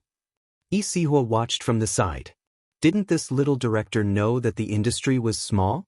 With such an attitude, didn't he know that the industry was small? The manager knew that Yi Sihua wasn't in a good mood. When she walked back, she whispered something in Yi Sihua's ear, reminding him to restrain himself with young Master Qin around. "Of course I know, don't worry." Yi Sihua licked his lips, his eyes dimming. "I'll deal with this director in the future. As for the person who gave up gaming and insisted on filming a commercial, I'll let him know the difference between us." The manager was still worried. "He came with young Master Qin Yu. I won't do anything on the surface." Yi Sihua laughed sinisterly. "Don't forget, this commercial has a storyline and there are 3 main characters. Since he is so desperate to prove himself, I'll let him know that it isn't easy to be a main character." The manager's eyes widened. "You mean to suppress the scene?" Suppressing the scene was a term used in the industry. In the beginning, when experienced actors with good acting skills wanted to teach some fresh meat a lesson, they would occasionally use this trick. After all, there were some who didn't even fulfill their role as an actor. They didn't memorize their lines and went around taking part in variety shows, dragging down the production. In the end, some of the more scheming celebrities used suppressing the scene to plot against each other, especially when 2 people with similar reputations were together. In order to enhance their image, they would use suppressing the scene. But the manager hadn't expected Yi Sihua to use such a tactic on someone who had never acted before. "But you don't like it?" Yi Sihua glanced at him, his words going straight to the point. "Don't forget, there are 3 people in this commercial. The best way to make everyone think I'm the spokesperson is to stand out." The manager nodded in agreement, giving him a thumbs up. On the other side, Bo Jiao was already seated in the makeup room, her lids lowered as she flipped through the script she had written on the spot. At the same time, she was trying to think of a way to escape the conversation with the Almighty. The makeup artist was having a hard time with her. Her eyelashes were black and long, there wasn't a need for makeup. She could use some eyeliner to enhance the depth of her features. That would be more in line with the character in the script. But as for the rest, the makeup artist caressed her smooth and fair face, praising sincerely. "Your skin is so good, you don't need to put on foundation." If too many things were applied to this face, it would ruin its original handsomeness. Now that he had brought out a spy, he really looked like the main character of a Korean drama. The Chinese director was getting impatient, asking Bo Jiao, "Have you found the feeling?" When Bo Jiao received the script, she didn't know what to say. It was about a hacker. She didn't need to find the feeling. The Chinese director noticed the youngster's silence, assuming that he was nervous because he hadn't been in this industry before. Hence, he softened his tone. "Don't worry, just act naturally. Even if you can't find the feeling, your face is more than enough. Stand back a little." The Chinese director walked to the side, making space for everyone. He raised the loudspeaker, his eyes bright as he shouted, "Everyone, get ready. First scene, action." Swoosh. The lights in the studio were all dimmed. It was the layout of a billiard hall. The light that shone down was a little dim. However, the slender figure standing beside the billiard table wasn't dim at all. That wasn't all. When the light shone down, it seemed as though he was tall and slender. He stood there casually with a laptop in front of him. He seemed to be a little bored. He hooked his index finger, opened the can, and for some reason, the corner of his mouth curled up. The girls were going crazy as they watched from the side. I finally understand why everyone says that young Master Qin is the prettiest in Jiang City. He's so handsome. I'm so envious of young Master Qin's future girlfriend. She can look at his face every day. And his figure, young Master Qin is a walking clothes rack. I can't take it anymore. My nose is going to bleed. The girl said that because just as Qin Mo was about to raise his head to take a sip of the ice-cold beer, his eyes seemed to have seen something. He turned towards the door. The camera panned in that direction as well. A young man in a black trench coat walked in from the door. He was probably in the middle of a run. As he was a little thin, he wore a black mask, which made his eyes look very black and bright. His entire person seemed to have been drawn with a line pen. The black and white were distinct, and in an instant he caught the entire camera. At this moment, Yi Sihua was there too. He was also one of them, playing with a black tablet in his hands. His eyes were fixed on the youngster who was walking over. He had wanted to portray an indifferent person, but to add to his acting, Yi Sihua stood in front of Bojio, his voice cold and aloof. I heard your skills aren't bad. Want to play a game? It was a last-minute change of script, but since the scene wasn't too bad, the Chinese director didn't ask for a pause. The moment she had seen Bojio, she had probably forgotten that he wasn't an actor and had only wanted to continue filming. Bojio was still wearing the black mask, her hands stuffed into the pockets of her trench coat. She didn't even glance at Yi Sihua, replying through the mask, I'm not interested. The Chinese director felt that the youngster's performance was perfect. The youngster's performance was more in line with the character she wanted to portray, bringing the character to life. Yi Sihua would never have expected the trash to perform so well in front of the camera. Initially, he had wanted to use his impromptu acting skills to silence the youngster. It would be best if there were more NGs. But now, because of the youngster's reply, the camera swept past him, focusing on the youngster. Anyone who knew how to act would know that Yi Sihua was the one who was being suppressed, and it was a harsh suppression. But Bojio couldn't be blamed. She hadn't been interested in this person. Besides, he had changed his script at the last minute. Everything Bojio did was a natural reaction. After all, she knew that the person she was facing was the Almighty, who was standing at the side of the billiards hall. In the camera, the youngster had already passed Yi Sihua, placing the thin laptop on the table and starting to type. Bojio's typing speed had always been fast. Chapter 956. How could there be someone who could move so quickly? Also, the innate sense of being in the camera. Every single detail shocked everyone in the photography team. It was just an advertisement, but it made them want to continue watching. It wasn't just because of the storyline, but also because of the strange tension between the youngster and young Master Qin. The Chinese director didn't forget his mission in the midst of his shock, shifting the camera to the youngster's notebook. There was a huge close-up, especially the bright silver logo, which matched the youngster's hair color. The shot took 3 seconds. The next second, the scene changed. Someone reached out to support the youngster's side across the billiard table. His slender figure lowered, his nose bridge high, his lips thin and his eyes dark. He looked like a flirt. But he didn't even glance at the back of the beauties around him. Instead, he stared at the youngster, his sexy lips lifting into a faint smile. That person wasn't anyone else. It was Qin Mo. Bojio glanced up, their gazes meeting. In that instant, the cover of the notebook was extremely clear. The tension between the two of them became even more obvious. Even though there was hostility in their eyes, when their faces came close, there was an extra hint of ambiguity that made it hard for people to look away. Were they really not a couple? This was the thought in everyone's mind. Some were impressed by the director for coming up with such a scene. This advertisement would definitely be popular. Just based on this scene, no one would ignore the notebook between the two of them. Yi Sihua had an extra second of footage, but his gaze wasn't on him. Instead, after Qin Mo spoke, everyone's gaze was focused on him. Who are you? That was Qin Mo's line. It was a short 3 words, but because of his actions and the way he looked at the youngster's thin lips, it was extremely alluring. Bojio stood up, walking past the billiard table and picking up a cue stick. When the youngster was doing this, she lifted her trench coat and removed it with one hand. Then she picked up the cue stick and lowered her body, aiming it at the colored ball on the table. A loud swoosh.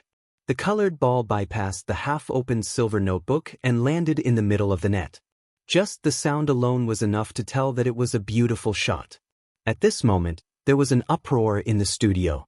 Worried that it would affect the filming, everyone covered their mouths as they turned towards her. He was too handsome. The Chinese director felt a little dizzy from the shock again. He quickly moved the camera to capture the scene. When the youth was playing, his shirt was pulled up, revealing a fair jade-like skin.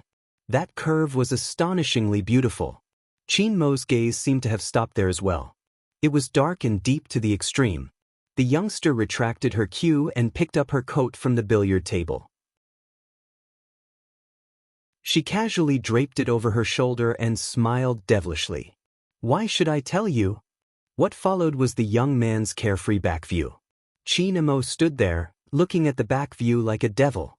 He pressed his fingers on the notebook and closed it gently. His thin lips curved slightly and he laughed playfully. Heh! Finally, the screen stopped at the notebook. Apart from the notebook's logo, there was only a line of words, "Unfinished, to be continued, Kacha." It signaled the end of the shoot. The Chinese director was the first to stand up and clap. The others couldn't hold it in any longer. Previously, they had been afraid to disturb the two of them, but now, everyone stood up and let out a heartfelt exclamation.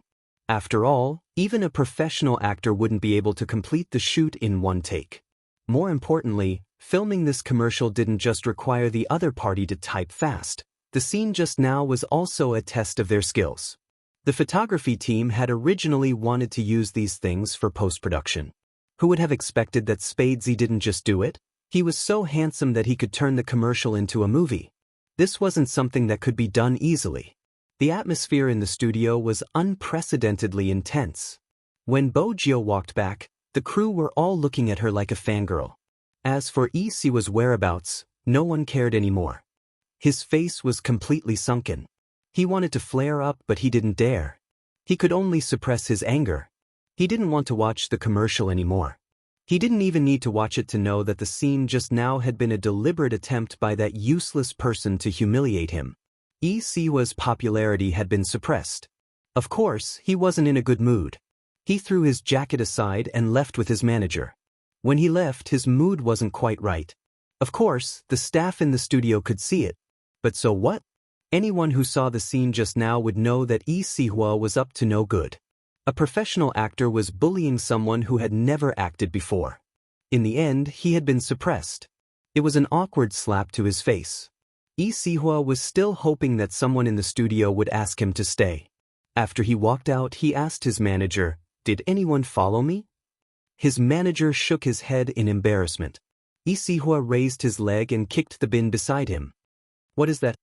His manager hurriedly consoled him. "It's just a commercial and the director is a newcomer. Even if young Master Qin is around, it won't have much commercial value. You are one of the candidates that Director William admires. This is nothing."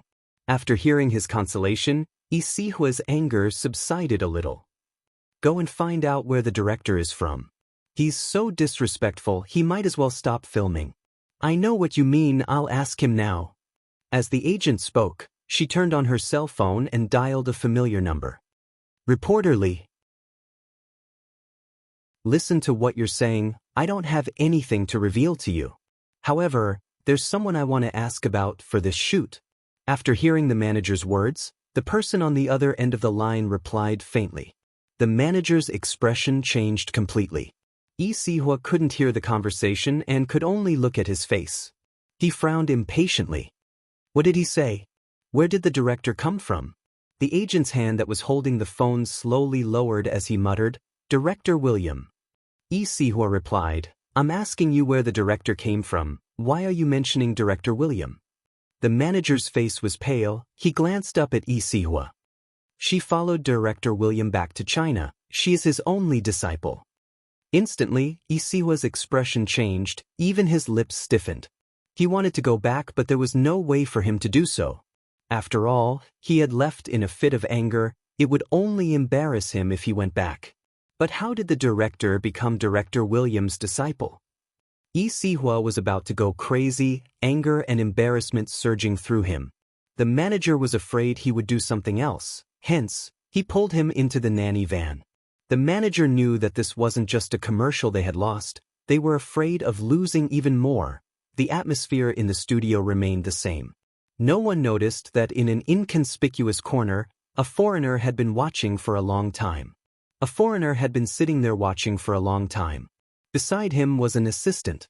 Ever since the cameras had started, he had been sitting there, his gaze following Bo Jio's every movement. At this moment, he only had one thought in his mind. Even if this person had a bad reputation, the young hacker in his movie had to be played by him. Did you see the expression on the youngster's face when he was typing and playing the ball? He is the person we are looking for. Old William couldn't be blamed for his agitation. He had seen many profiles, but none of them were as stunning as the youngster every time they met. He fits the role perfectly, be it in terms of looks or personality, he is perfect. He has to be the one, he has to be the one. When old William reached the end of his sentence, he could not help but stand up. Bo Jio had already changed her clothes and was walking out of the studio. Chi Nemo didn't leave because he had something to discuss. Bo Jio wanted to buy some medicine. As long as she took the medicine within 24 hours, she would be fine. When she left, Bo Jio took the black mask from the filming crew. She wore it and was about to cross the traffic light. Wait a minute. The person who spoke wasn't very fluent in Chinese, because the two words that came out of his mouth carried a unique accent of a foreigner. Bo Jio turned towards the direction of the voice. The person who stopped her was a middle-aged foreigner. He was dressed in a traditional Chinese tunic suit, which made him look elegant. For a foreigner, to be elegant, this person's experience would not be very low. I saw your advertisement just now. Are you interested in acting in the movie? Old William asked directly. He didn't care what stupid conditions the youngster had to come up with in order to become famous. As long as he could maintain the state he had been in during the advertisement, he would agree. After all, perfection in the movie was the most important. However, he hadn't expected the youngster to reply. The youth only gave him 2 words, no. His tone was calm and emotionless. The youngster seemed to be in a hurry as he walked towards the opposite direction. Old William stilled for a moment before blurting out, I don't think you know who I am. You should have heard of Hollywood. The youngster paused, arching a brow. I don't care who you are, I'm not interested in acting in the movie. Old William hadn't expected such an answer. Hadn't he always wanted to be famous? Acting in a movie will bring you more attention than playing esports. Old William felt that it wasn't logical. That's not what I meant. I meant that you are a natural actor. Are you sure you don't want to try? I don't want to. Bo Jio wanted to buy some medicine. Once the Almighty was done, she might not have the chance to buy it. Old William stilled once more. This was the first time he wanted someone to act in his movie, but she wasn't interested at all. But you acted well just now. Why don't you want to act? Bo Jio watched as the foreigner followed her. She didn't care anymore and crossed the traffic light. No reason. The assistant next to him was a little surprised to see this.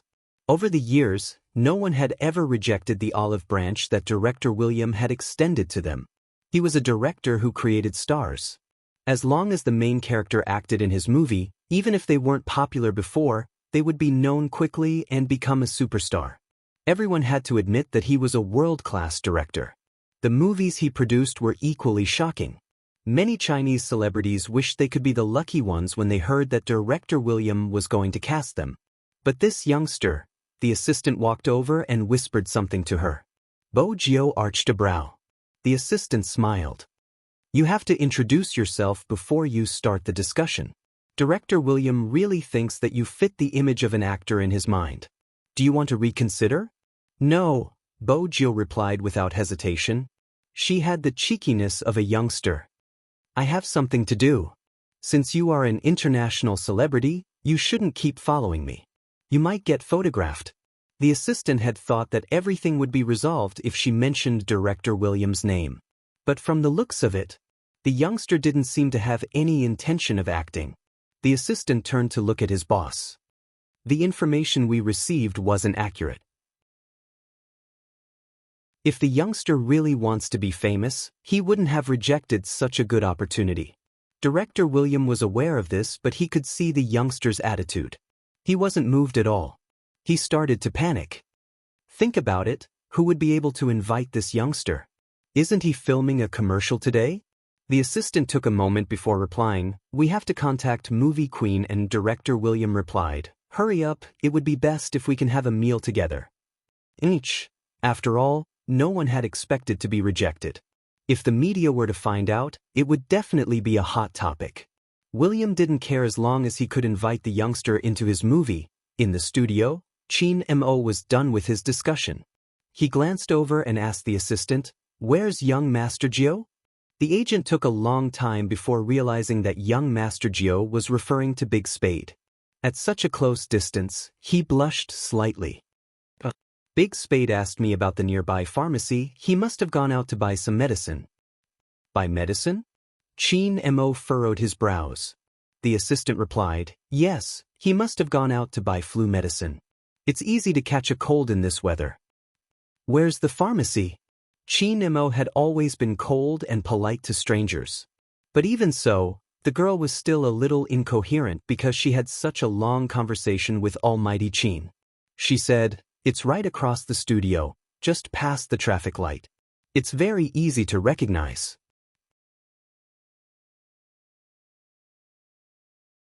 Chapter 957. Bo Gio wasn't familiar with birth control pills, but she knew it was better to keep a low profile when buying such pills. There weren't many people in the pharmacy, just a few scattered around. Fortunately, they were all elderly aunties. If it was an ordinary young lady and someone recognized her, the situation would definitely be bad. She didn't mind, but Manager Feng would probably go crazy. It was better not to have news of esports players buying birth control pills. Bo Gio wore a mask. She looked around but couldn't find what she was looking for. The medicine probably couldn't be placed on the counter, hence, she couldn't find it on the medicine rack. It seemed like she would have to ask the pharmacist. Bo Gio sighed inwardly as she walked towards the counter. "Hi, get me a box of birth control pills." The doctor standing at the counter glanced up at Bo Gio. "Which brand do you want?" There was a brand? For the first time, Bo Gio felt she wasn't cultured enough. She chose a conservative answer. "I'll take whichever brand has the best effect." However, it was this answer that made the shopping guide shake his head and murmur, "Young people nowadays are really..." Bo Gio wasn't young in her heart, but she hadn't come into contact with such things in her previous life. If it wasn't for the lack of time, she would have wanted to bring the Almighty's child back to the Fifth Avenue. But now, Bo Gio clenched her fists. This was the only way. A total of 25. Cash or Alipay? The pharmacist glanced over, scanning the barcode. Bo Gio felt that it wasn't a good time to use her phone. She reached into her pockets but didn't bring any cash. In the end, she inhaled deeply and used her phone. "Is WeChat okay?" "Yes." The pharmacist's expression didn't change. Bo Gio whipped out her phone. The moment she unlocked the screen, she received a message. It was from the Almighty with only 2 words. "Where are you?" Bo Gio glanced at the image of the cartoon. She hesitated for a moment but didn't reply. Instead, she opened the payment function. The pharmacist scanned the barcode and passed the medicine to her. Bo Gio lowered her gaze, her silver hair covering her face as she took the medicine. Suddenly, a deep and familiar voice rang out from above her head. "Shouldn't you explain what you're doing?" Bo Gio's back stiffened. She only had one hope in her heart, that the Almighty was like her, lacking knowledge in certain areas. The hand that was holding the medicine paused for a moment. Then Bo Gio quickly stuffed the medicine into her pocket. Even her gaming speed wasn't as fast as it was now. After she was done, Bo Gio glanced over, meeting Chin Mo's icy gaze behind her. She had never seen an Almighty like this. His deep eyes were extremely deep. Before she could say anything, Chin Mo had already reached out and pulled out the wrist that the youngster had stuffed into his pocket. His voice was as indifferent as the storm before the storm. "What is this?" Bo Gio opened her mouth, her throat moving. "Medicine." "What medicine?" Chin Mo's handsome face didn't show any emotion, but the cold aura he exuded could freeze the surroundings. Bo Gio didn't reply because she didn't know how to explain. Chin Mo glanced at the two words Yuding. He wanted to crush the person in front of him and swallow her into his stomach. That way, she would know who exactly she belonged to. That way, she wouldn't have come to buy this medicine. If that was the case, she wouldn't be thinking of leaving even now. Chin Mo lowered his body, taking the medicine from Bo Gio's hands. Bo Gio watched as the medicine slowly deformed in his hands. It seemed as though he wanted to destroy it. But the Almighty's emotions didn't change. Because of this, Bo Gio knew that he was really angry. Chin Mo lowered his lids, clutching the box of medicine in his palms. With a voice that he had never used before, he said, "I asked you to wait at the same spot, but you never waited. Just like at night, when I sleep, I would think about what that arrogant little Gio is doing. I want to wake up earlier so that I can see her earlier. It's the first time I want to kiss someone, but I can't do it. You probably don't understand this feeling at all. That's why you bought this medicine here." But Bo Gio wanted to say something. But the Almighty seemed to be listening to her explanation. "Do you think I'm illiterate or that I don't recognize this brand? Since you don't want to be together, let's break up." After saying that, the Almighty only gave her a distant view of his back. Bo Gio had seen that back view way too many times before she had gotten close to the Almighty. But there had never been a time like this, when she couldn't breathe. She wasn't sure when it started to rain. When Bo Gio walked out, the Almighty was nowhere to be seen. He must have been picked up by the Chin family's car. Bo Gio clenched her fists, her gaze sinking. She stood in the rain, her hair slightly damp. Her back was still straight, but it had never been as listless as it was today. She was like a little tiger that had been caught in the rain and didn't know how to warm herself up. Perhaps because the person who could warm her up had left, she didn't care about the water splashing on her. That was how Feng Yi saw her when he rushed over. From what he could remember, the devilish youngster had never been like this. Had they quarreled? That was Feng Yi's first reaction. Where was Boss Chin? He glanced left and right, unable to find him. Feng Yi was almost certain that they had quarreled. He reached out to press down on his brows. His head started to hurt. If even little Spade was like this, he could almost imagine young Master Chin being in a bad mood and how low his aura would be for the entire day. He guessed that the managers of the various departments would be having a tough time.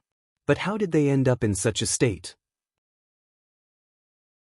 With young Master Chin's personality, even if he was angry, he would have taken little Spade away to teach her a lesson. Why did he leave her here?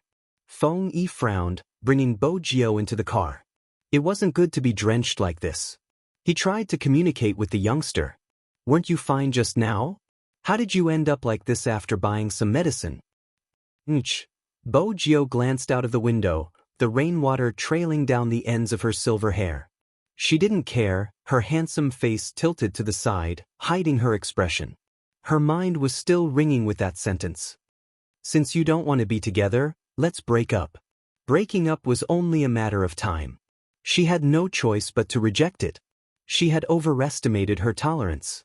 Just a few words could affect her to such an extent. If she waited until the Almighty found out about her identity, he would frown and look at her in disgust. She probably wouldn't be able to take it. Bo Gio reached out to press her fringe down. When her phone rang, her voice was slightly hoarse. It was a call from the school. Bo Gio's boarding application had been approved and the school had asked her to bring her luggage over. Even if she still had to participate in the competition, she still had to follow the school's basic procedures. In reality, Bo Gio wasn't in the mood to think about what the other party had said. But she could do something to distract her. If she stayed in the school, it wouldn't be too abrupt when she left.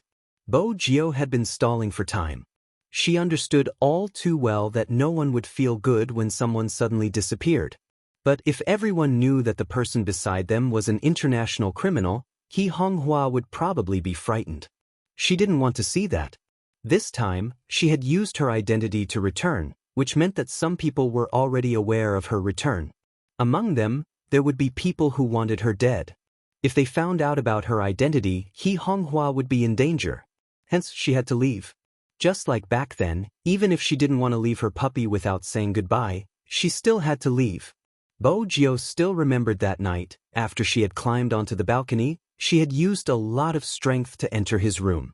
In order to prevent her from attacking him at night, he had always placed some flowers and plants on the balcony. At that time, she hadn't cared about those things. After sneaking into the room, she had looked at him sleeping on the bed and leaned over to kiss his face. She thought that she might as well carry him away. She was strong anyway. But Bo Gio knew that her puppy wouldn't leave with her. He had his own things to do and his own family. It would be boring to watch her typing every day. And he would meet with danger. Just as her father had said, it wasn't suitable for the young lord of the hacker world to have friends around her. It was still raining outside. Droplets of rain fell on the car window. The Land Rover was very good at preventing rain, especially for military use. It was almost impossible to hear the sound of rain outside. But even so, the driver sitting in the driver's seat didn't dare to say anything at this time. Ever since his young master had entered the car, he had been sitting at the back without saying a word. Rainy days had always been his young master's taboo. Usually, his young master wouldn't go out at this time. This time, it was probably because young Master Gio was following him. Even though the weather wasn't good, his young master didn't seem to be uncomfortable. But now, where was young Master Gio? The driver didn't dare to ask this question because his young master's expression was unprecedentedly cold. Chinemo didn't feel anything. From the start till the end, his left hand hadn't loosened. There was a box of medicine in his left hand. The box of medicine had been squeezed to a certain extent. Chinmo's fingers were still the same as before, not softening in the slightest. If it wasn't for this box of medicine, perhaps he could have told himself. He was different in that fellow's heart. Even though that fellow had many secrets. In front of him, she would treat him sincerely and wouldn't reject being with him. But now that he thought about it, he was the one who said they wanted to be together. It could be said that he had forced her. In her heart, perhaps he wasn't that different. But he was wrong to think that she treated him the same way he treated her. That feeling was as though he had taken a step forward confidently but didn't notice the steps in front of him. He missed his step and fell down with his head bleeding. The pain was unbearable. Chinemo loosened his left hand and glanced at the car window. After the car reached the military courtyard, he remained in the same position. Movie Queen and had just finished shopping with He Honghua. She had wanted to sit with Gio for a chat, but when she opened the car door, only her son was left. What was this? Movie Queen and arched a brow and looked at her son's face. Chinemo alighted from the car, not caring if there were any raindrops on him. He said faintly, "I'm tired, I'll head upstairs first." The intelligent Movie Queen and quickly realized that there was a problem. She wanted to head upstairs to ask him but felt that as a parent, she shouldn't interfere with her child's relationship. After entering the room, Chinemo acted as though nothing had happened. He unbuttoned his shirt and threw his clothes to the side before entering the bathroom. He allowed the water to splash on his head, as though he was trying to clear his head. Indeed, he was much more clear-headed. At the very least, he knew that person's true thoughts. In hindsight, what was so good about that person? She had never been willing to listen to him, much less take him seriously. When had he, Chinemo, been so lowly? Chinemo chuckled. But the smile didn't reach his eyes. The coldness in his body didn't seem to be dissipating. Instead, it became thicker after he came out of the bathroom. He sat there, looking at his open laptop. His neck tilted back. Enough. It was indeed enough. But even though he said that, after Chinemo came down from the stairs, Movie Queen and noticed something different about her son. For example, he kept looking at his phone. He seemed to be waiting for someone's message. But when he saw the screen, his eyes dimmed again.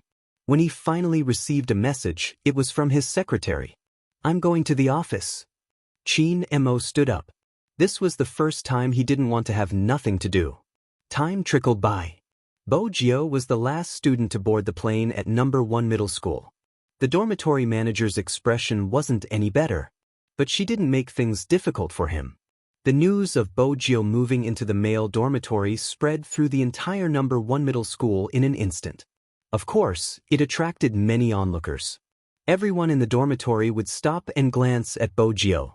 After all, the school hunk staying in the dormitory wasn't something they could be happy about. Moreover, he was an esports star. How many girls would be attracted to him? They didn't have any hope in the future. But there were some who were optimistic. With Bojio here, things would be easier. For example, a photo of the school hunk for 5 yuan.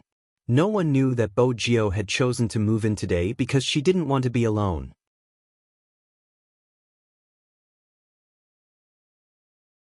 Chapter 958. The environment in the male dormitory could be described with 3 words: dirty, messy, and bad. Bojio carried her suitcase in. The person who was cooking instant noodles stilled. He hurriedly pulled out the plug and glanced to the side. It couldn't be. The school hunk was staying in our dormitory? There were 6 people in the dormitory, including Bojio. One of the other 5 was a thorny student from number 1 middle school. The thorny student laughed coldly. He still didn't like Bojio. He glanced to his left and right, intending to walk over in an imposing manner. But Bojio threw her suitcase up, stuffing one hand into her pocket. She was wearing her school uniform, her jacket half open. She stood sideways, looking as fierce as ever since she entered the school. Even her eyes were cold. "I'm not in a good mood today. Don't provoke me." The thorny student was even more displeased.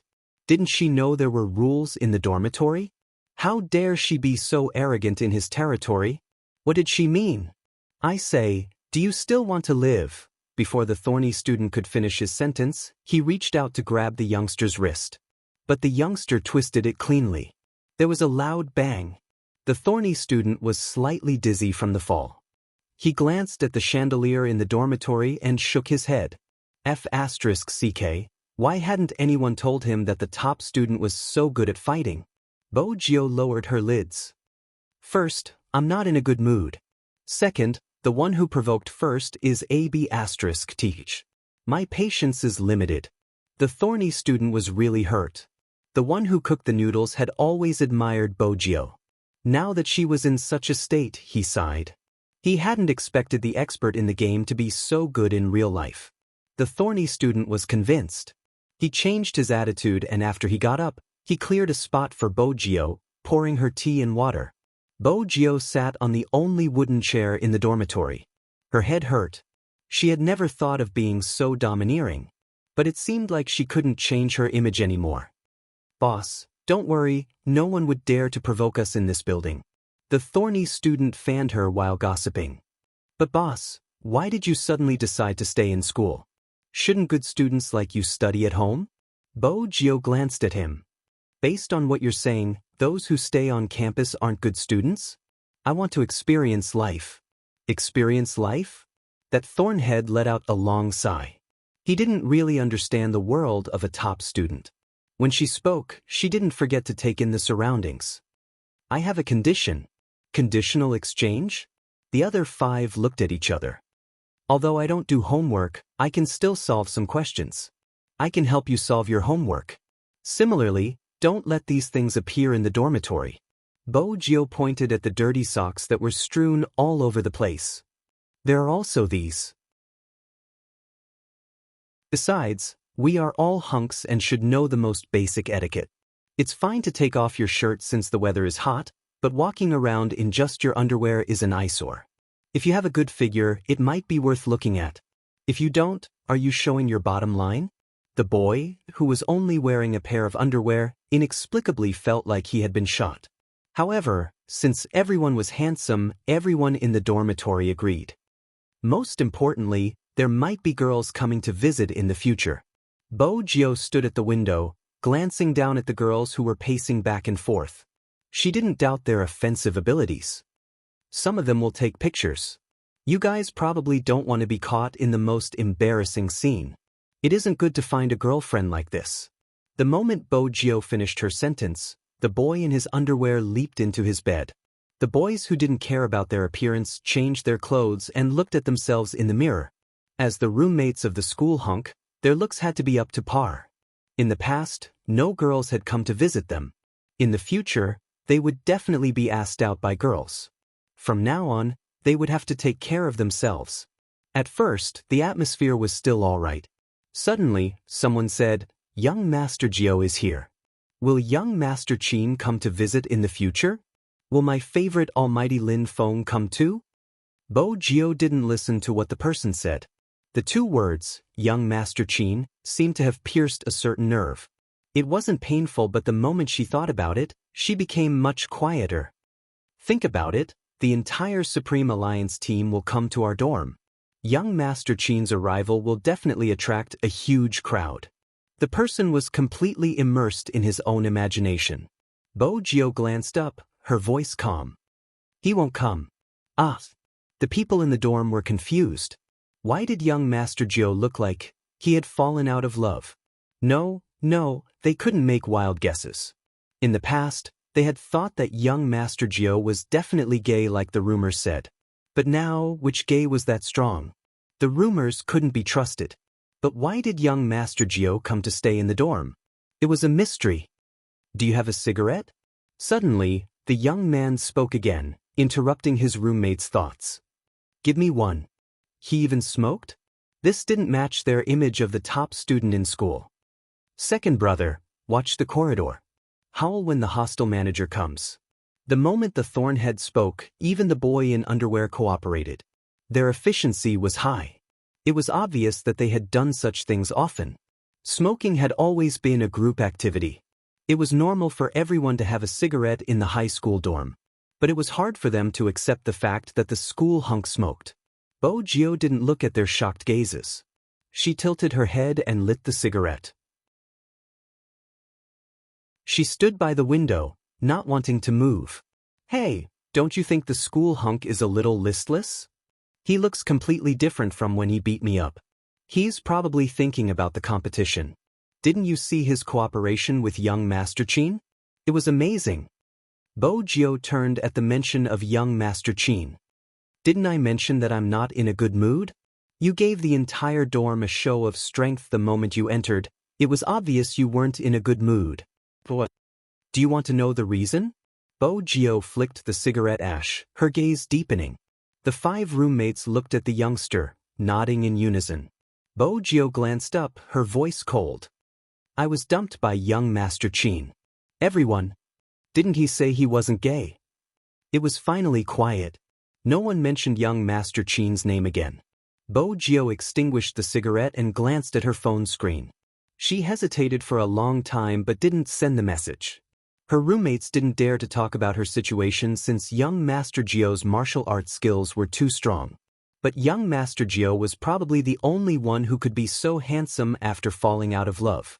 Bo Geo's mood didn't change even after 2 consecutive cigarettes. She leaned against the wall. Even if she wasn't handsome, she was still listless. The atmosphere in the room was heavy. Her roommates felt that since their new boss was here, they had to celebrate. Do you want to go out for a meal? The big plate chicken at the school entrance is a must-have. Bo Geo glanced at them. Indeed, she wanted to go out for a walk. Staying here like this made her feel stifled. Let's go. Bo Geo extinguished the cigarette and walked out. There was a new scenery in number 1 middle school today. The other 5 walked in front. The youngster stuffed her hands into her pockets and followed behind. She wore a black mask and lowered her head to look at her phone. The girls passing by felt their hearts go out of control. Ever since Bo Geo joined the competition, she hadn't been to school much. Now that she was living in the dormitory, it became a benefit for the girls. The legendary Big Plate Chicken was just opposite the school. It was just a road away. Since it wasn't summer break yet, the weather wasn't particularly hot. Setting up a stall outside the shop and enjoying the natural breeze while eating was a form of enjoyment for the male high school students. Beer was a must. Since she didn't have any lessons today, she was just living in the school. Thorny took a bottle of beer. Just as he was about to pour half a glass for Bo Geo, the youngster took a bottle over. She bit down on it, opened the cap and gulped it down.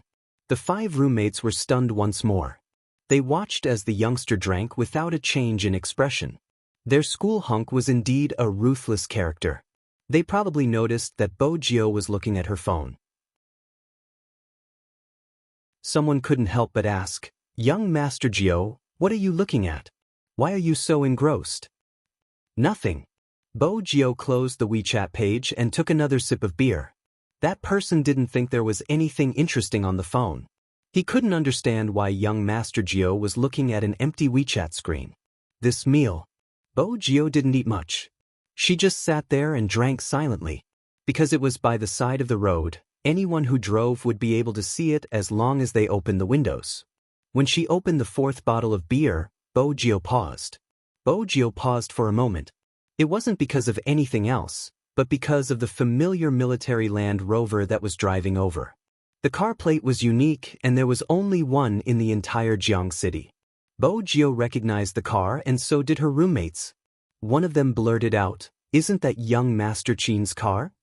Only then did he realize something and shut his mouth.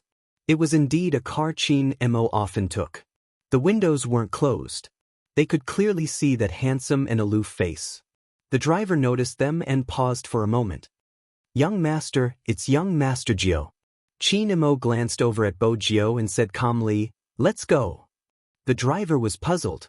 Usually, young Master would ask young Master Geo to get in the car. But today, the roommates who were eating chicken were still thinking about young Master Qin's gaze. He must have looked over, but the next second, the Land Rover drove away. He turned back to look at the youngster's expression. Bo Geo didn't say anything. She retracted her gaze and ordered another bottle of beer. The roommates were dumbfounded.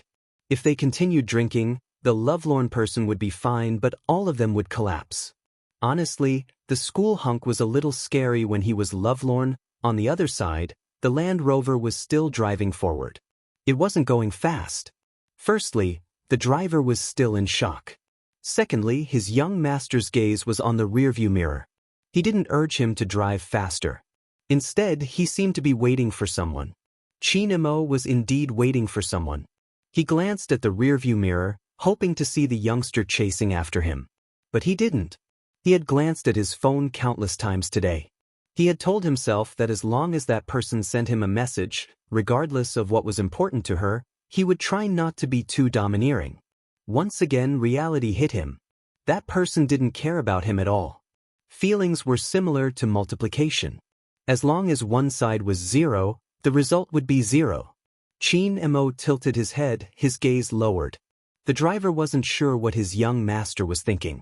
He kept staring at the rearview mirror until they left the road. Then his gaze changed. However, it became even more lifeless. It was as though he had returned to the time when he had known young Master Geo. He wasn't interested in anything. His emotions were indifferent.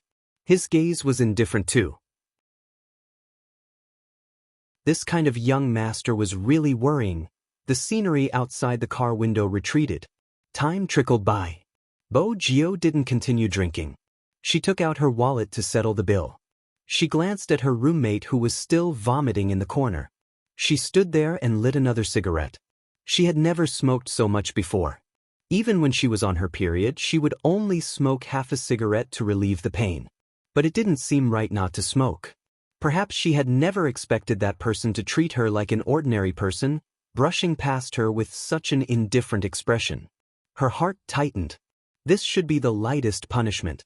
When the Almighty found out about her true identity, would he be 100 times colder? No one could predict it. She should do something else to stop herself from thinking about it. That way, it wouldn't be so boring. It would be more natural for them to meet again in the National League. Bo Geo knew that she wasn't being fair. But the Almighty might not know that he liked her in her high school facade. In reality, the real her wasn't that innocent. Underneath this facade, she was an international criminal. He had said that he would capture Z personally and send her to jail. Bo Geo didn't regret taking this path. But sometimes, she would think that it would be great if that person could accompany her on this path. But Bo Geo knew that they were destined to walk different paths. Their methods were different. The Almighty followed the law. And she used her own methods. If it was possible, she hoped that in his heart, she would be the person he wanted to separate from and not a criminal Qin Group club. Numerous laptops were switched on at the same time. A meeting was being held in the meeting room. Anyone with eyes could see that Boss Qin's pressure was lower than any other day. It was probably too low. He wasn't even paying attention during the meeting. But to them, it wasn't that bad. Other than the slight fear, everything else was fine. The moment the words, "meeting" ended, were heard. The managers fled the scene hurriedly. Fong had wanted to talk to him about Little Spade, but from the looks of it, anyone who mentioned that name wouldn't have a good ending.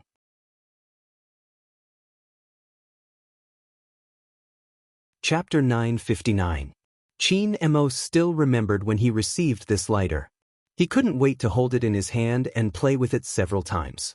He couldn't get enough of it and liked it no matter how much he looked at it. He didn't want anyone else to touch it except him. So he always carried it with him. Chin Mo knew very well that the girl didn't know what day it was. From her wandering eyes, it could be seen that she had forgotten everything, and her guilty conscience could be seen. The next day, she gave him such a thing. It was because the girl was the one who gave him the lighter that he couldn't bear to part with it. But at the end of the day, he had used some tricks to get this gift from her. Chin Mo's fingers tightened, and his eyes deepened. Captain. Coco had just finished a live broadcast and was still wearing his uniform. He wanted to take advantage of the break to come in to rest and seek comfort from his captain. As the person who carried the external publicity of the entire team, Coco would sometimes appear in the company. But he hadn't seen Manager Fong today, so he didn't know how Chin Mo was feeling today. After hearing the sound, Chin Mo glanced sideways. Coco sat on the sofa, his tiger teeth exposed. He reached out and tugged at his shirt. Captain, next time when you answer questions in the live broadcast, you and Little Spade should go. 80% of the people are asking me if you are really together.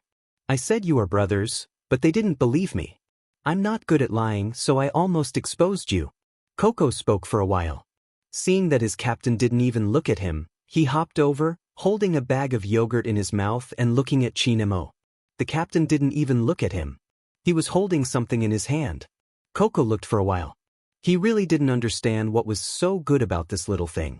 Why would the captain look at it for so long? After drinking the yogurt, Coco threw the bag away and asked curiously, Captain, what is this? Coco's question seemed to finally pull Chin Mo's eyes back. Lighter.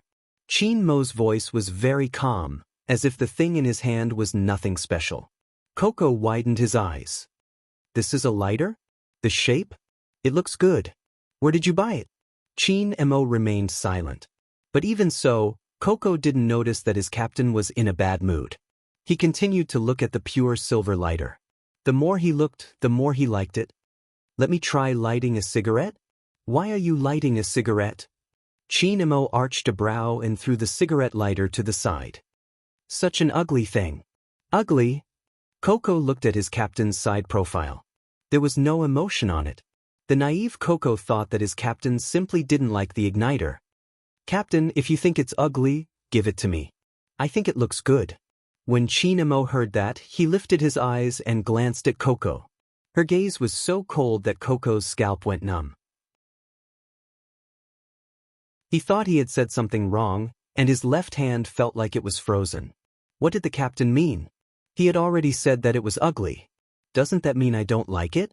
Why was she looking at him as if she wanted to chop off his hand in the next second? Just when Coco thought that the captain would say something to him, Coco's eyes widened. A cold and indifferent voice rang out again, Up to you. Up to you? Did the captain mean that he could take the lighter away? But that wasn't what the captain's gaze said. Coco confirmed again. Can I really take it away? Didn't I say up to you? Chin Mo sat on the sheepskin office chair. His slender and fair fingers flipped open the contract beside him. He had a handsome face, but there wasn't a trace of warmth in his voice. Instead, it was cold for no reason. Coco saw that his captain's expression was really unfriendly. He could only shut his mouth and tentatively reached out to touch the electronic lighter. Seeing that there wasn't any reaction, he gathered his courage and put it in his pocket.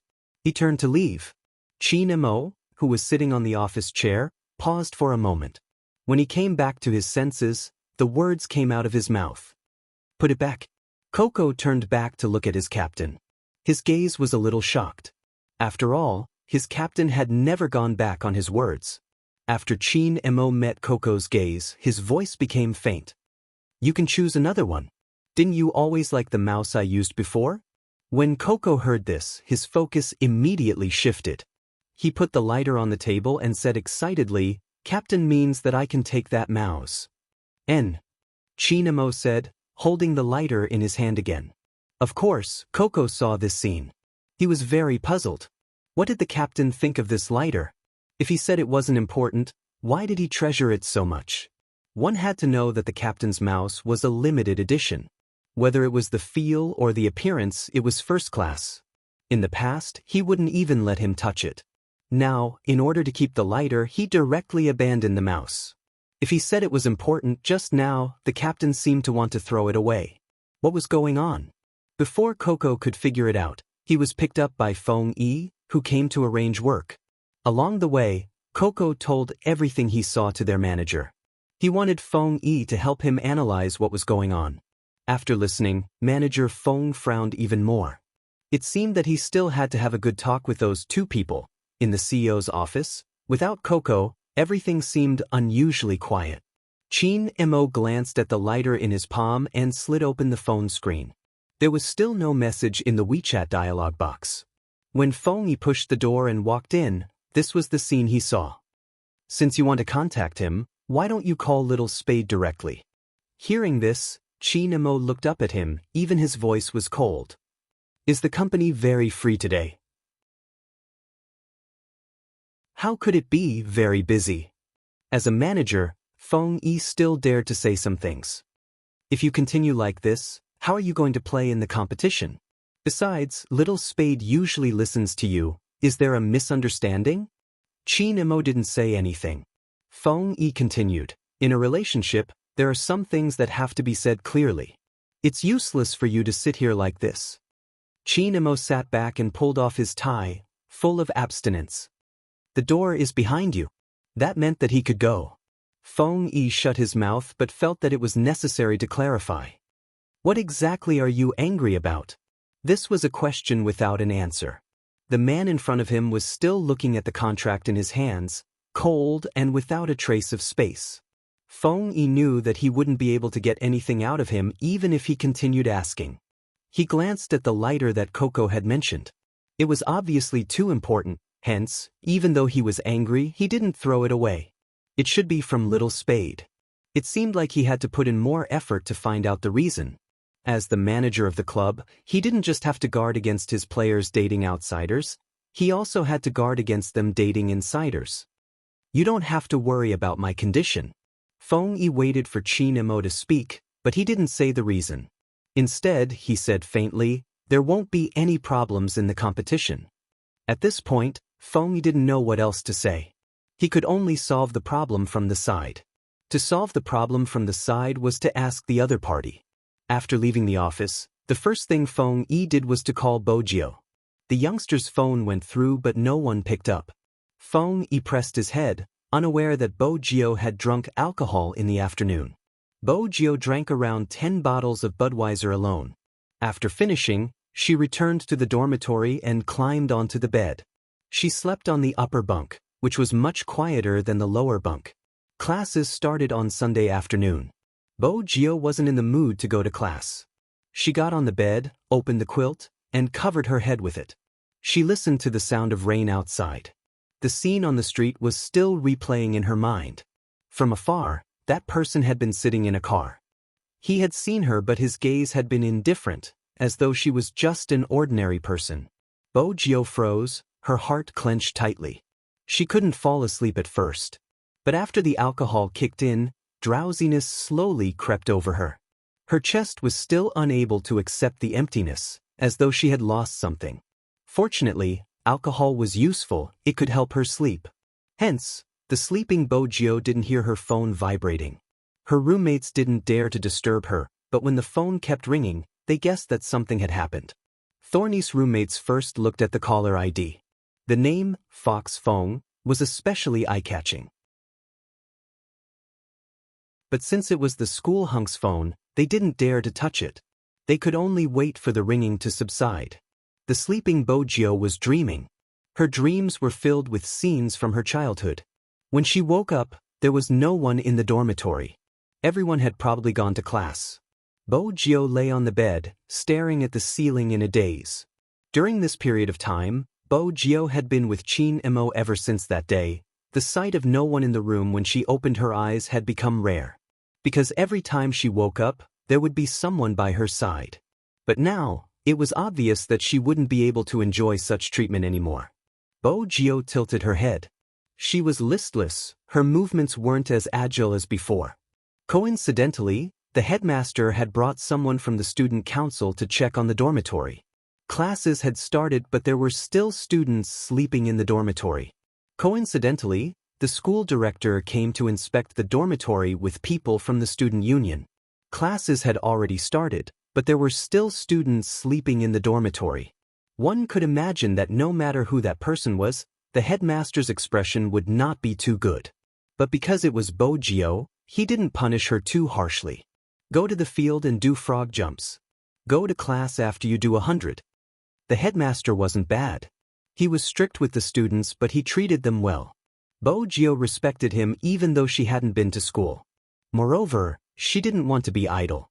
When she reached the field, she squatted down, placed her hands behind her back and started to jump. Bo-gyo's jump attracted the attention of many students. Look, isn't that the top student?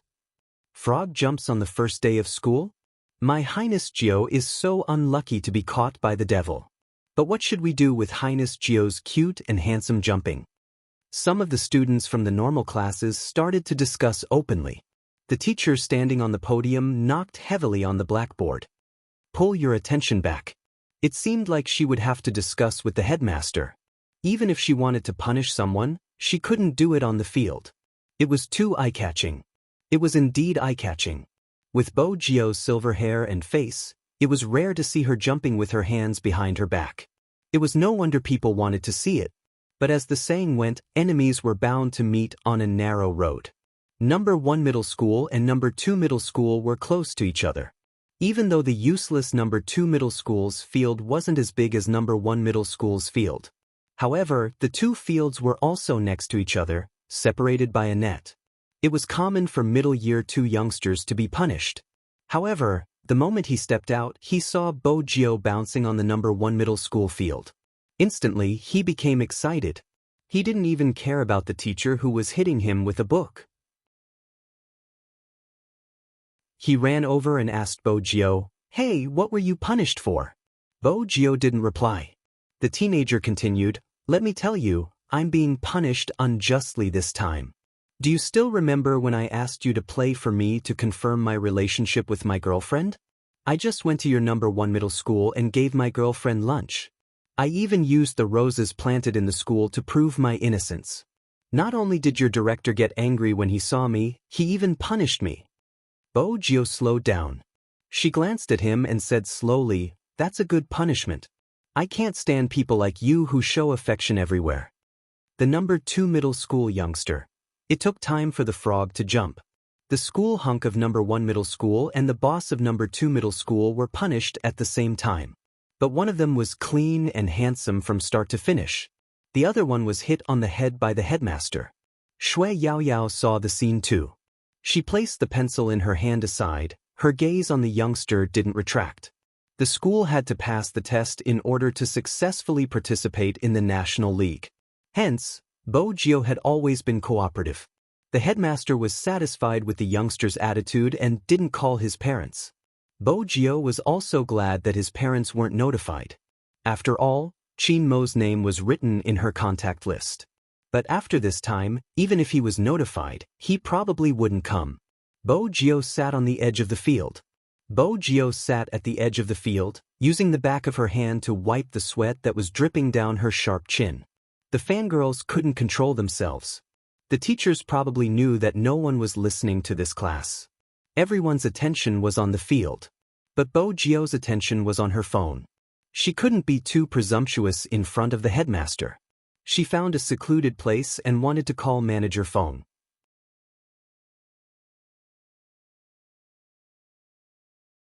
Chapter 960. The Japanese? The team that Hoshino was in?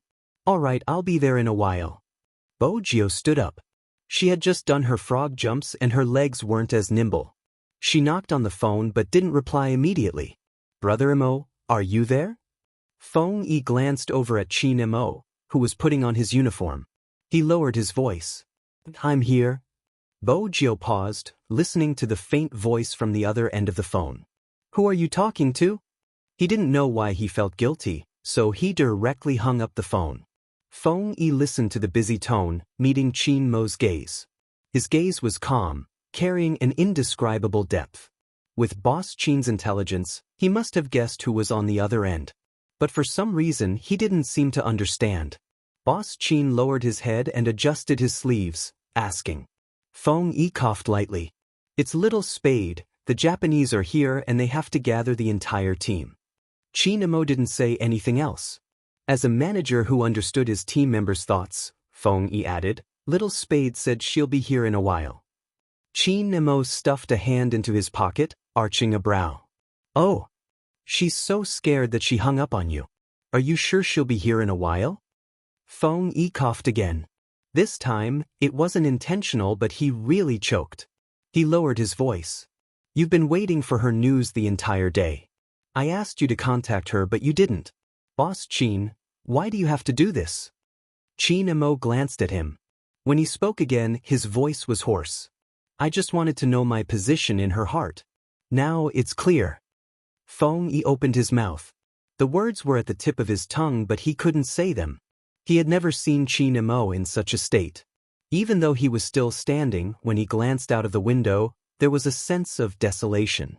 Feng Yi understood that whoever started the trouble had to end it. He still had to wait for Little Spade. Let's go. Qin Mo picked up the cigarette lighter on his desk. The collar of his pure black uniform was flipped up, revealing his chiseled and cold handsome face.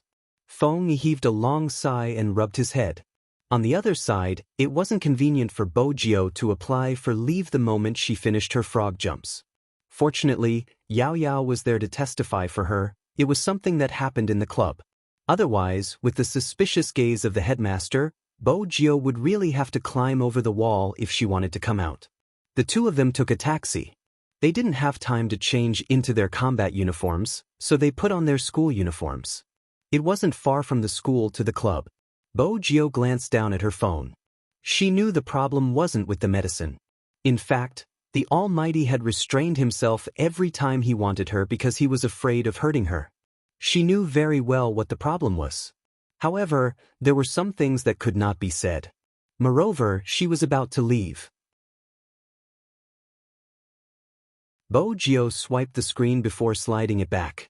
Shui Yao Yao obviously noticed that the person sitting next to her wasn't in the right state of mind. She called out softly, Your Highness Jio. Bo-jio glanced over. What is it? Is something the matter? Shui Yao Yao asked directly. Bo-jio paused for a moment before smiling. Nothing much, I made a mistake and am reflecting on it. Face the wall in front of my phone and reflect? Shui Yao Yao didn't understand. Bo-jio glanced at the WeChat page again, thinking about how the person she was going to meet would treat her like a stranger. Her eyes dimmed and her silver hair drooped down. Shui Yao Yao paused. She didn't look like she was fine. But that was probably how Bo-jio was. When there was no one around, no matter how lazy and dispirited she was, it wouldn't affect her devilish nature. Hence, when she reached the club, she saw a baby-faced person pointing at her. That's the guy I'm going to PK with. Bo-jio swept him a glance, her voice nonchalant. Or you? The baby-faced person's eyes widened. How can you not know who I am? Are you very handsome? Why should I know you? Bo-jio walked forward, her gaze sweeping over the baby-faced person's combat uniform. She arched a brow. The baby-faced person noticed her gaze, straightening his body. You should know now, I just defeated one of your members. How is it? Do you want to PK with me? Bo-jio paused, a hint of a smile on her face. I'm the first official member of our team to arrive. Is there anything to be proud of when the Japanese's first member defeated our reserve team? Bo-jio seemed to be more lethal when she wasn't in a good mood, even her words were sharper than usual. Shui Yao Yao thought, Her Highness Jio must have spent a lot of time with the Almighty, her venomous tongue must have picked up at least 80% of her skills. The baby-faced person's face flushed red. Unfortunately, he had only fought with reserve team members, he hadn't fought with an official member of Supreme Alliance. With Bo-jio's words, he felt a suffocation in his chest, unable to take it down. At this moment, a chuckle came from the sky. Isn't that easy? Let's find an official member to PK and see Supreme Alliance's strength. It was Watanabe. As he spoke, he glanced at Yu Cixin. Captain, am I right? Yu Cixin still had his long hair, but there wasn't a hint of femininity. When he glanced at Bojio, his gaze deepened. He yawned lazily. Watanabe, how many times do you want me to repeat myself? Supreme Alliance is the club's decision, it's just an exchange, not a competition. Watanabe wanted to continue, but Bojio saw his gaze deepen. Bojio watched as the pretty boy's gaze deepened. With a lazy tone, he said, "In China, only the national champion has the right to compete with us." With that, Bojio glanced at the person. Mainan smiled at her and walked over. As he brushed past her, he said, "I'm curious. What's your relationship with Hoshino? Why does he pay so much attention to you?" Bojio glanced up, her lips lifting. Yu Cixin waited for the youngster to speak. Just then, a familiar voice came from behind. "You can ask me if you want to know. Captain, when did you start being so nosy?" Yu Cixin turned towards the person who spoke. He was wearing the same uniform as him, his brows clear but his gaze was filled with warning. Yu Cixin chuckled. "Alright, tell me, what do you see in him? I admire his gaming skills." Hoshino glanced at Yu Cixin. "I've said that before." Yu Cixin knew that Hoshino was starting to get unhappy. He didn't want to test his limits, so he stuffed his hands into his pockets. "It's just a joke, why are you so serious?" Mr. Yu Cixin might have gone overboard with his joke. Another voice rang out. It was faint, slightly cold, and had a unique feel to it. Bojio didn't turn. She felt a warmth coming from her wrist, with a faint fragrance and a hint of tobacco. The familiar scent surrounded her along with the warmth. The next second, she saw the beautiful curve of his jaw. "My teammate doesn't know your teammate," Chinemo said, glancing down at her. He glanced down at Bojio. "It's better not to make some jokes, don't you think?" Bojio caught a glimpse of something else in his eyes, but before she could get a clear look, the Almighty shifted his gaze away. At the same time, he also let go of her wrist. His side profile was indeed as she had imagined, indifferent without a trace of warmth. Lin Feng, who didn't know how to read people's expressions, leaped over and said to Bojio, "Little Spade, what's going on with you and Captain? Why is he treating you differently? Is he starting to feel bored and cold towards you? Don't worry, if Captain dares to abandon you, I'll stand by your side even if I have to take the risk of rebelling." Lin Feng's voice was soft, only the two of them could hear him. Bojio remained silent. Lin Feng felt that this matter had to be changed. "Look at me, I'm so responsible. After sleeping with Yun Hu, I immediately told the surrounding people to stop having any ideas about me. I'm going to have a family in the future, you have to let Captain know about this so that you can take the initiative." Bojio had mentioned that she hated people who showed off their affection the most. She glanced over, her tone calm. "You're the one who takes the initiative? Your lips are already torn, your words aren't convincing. If you don't have the strength to resist Almighty Yun's kisses, just say it, I won't laugh at you." Lin Feng was dealt a huge blow. He took out his phone and hurriedly looked at his lips. F***CK, it was really torn. Didn't Yun Hu know how to restrain himself? How was he going to brag like this? "Don't tell me you're like this in bed?" Bojio's final attack successfully petrified Lin Feng. When he regained his senses, Lin Feng watched the youngster's back view, his heart stifled. Why were some people like this when they were in a bad mood? Little Bojio wasn't happy. Ever since she entered, he hadn't even glanced at her. Chin Mo walked in front, his hands in his pockets clenched for a moment before relaxing again. His indifferent gaze met Hoshino's face. They stood in different positions, their gazes intersecting. Feng Yi noticed the change in the situation, speaking with a smile, "Since it's just an exchange and not a competition, let's sit down and have a chat. Our friends from the media have been looking forward to the Japanese's arrival." Yu Cixin stilled, breaking into a smile. "We won't be used to it if there are too many reporters." Feng Yi had expected him to say that, his lips lifting. "Mr. Yu Cixin, don't worry, The Qin Group has a media business. It's just an exchange, not a press conference like you are imagining. Yu Cixin narrowed his eyes. He had originally wanted to use the exchange as an excuse to take a closer look at Supreme Alliance's strengths. He hadn't expected them to use this as an excuse. It was no wonder Supreme Alliance was the wealthiest team in the industry. Supreme Alliance's manager was indeed an unscrupulous businessman. Actually, that wasn't the only reason Feng Yi had called the media over. It was because of Qin Mo's abnormal state.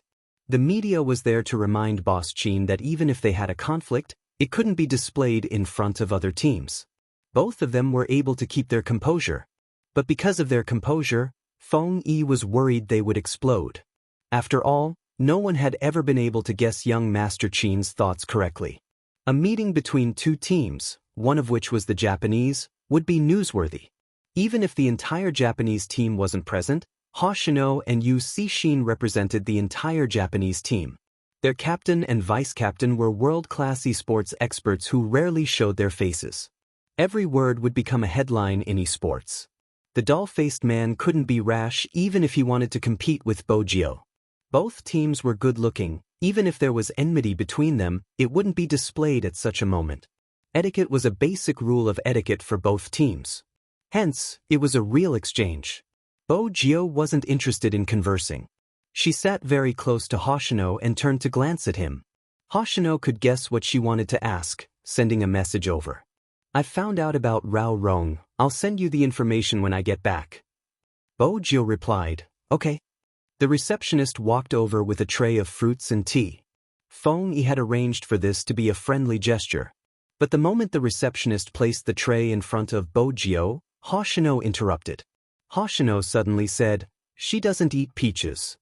In that instant, the receptionist wasn't the only one who froze. Even Lin Feng and the others turned towards Hoshino. How did he know Little Spade didn't eat peaches? They had interacted with Little Spade for so long and yet, he didn't seem to eat peaches. After all, Little Spade wasn't a picky eater. Hoshino seemed familiar with something they didn't know. Even though Lin Feng was naive, he was still sensitive to such matters. Did they know each other? That was his first reaction. On Qin Mo's side, the hand holding the teacup froze. He lifted his eyes and looked at the youngster indifferently. Bo Jio knew she couldn't let the Almighty see through her. Hence, she reached for a peach slice and placed it in her mouth. In the past, she hadn't been able to eat peaches as they would break out in rashes. But this was different.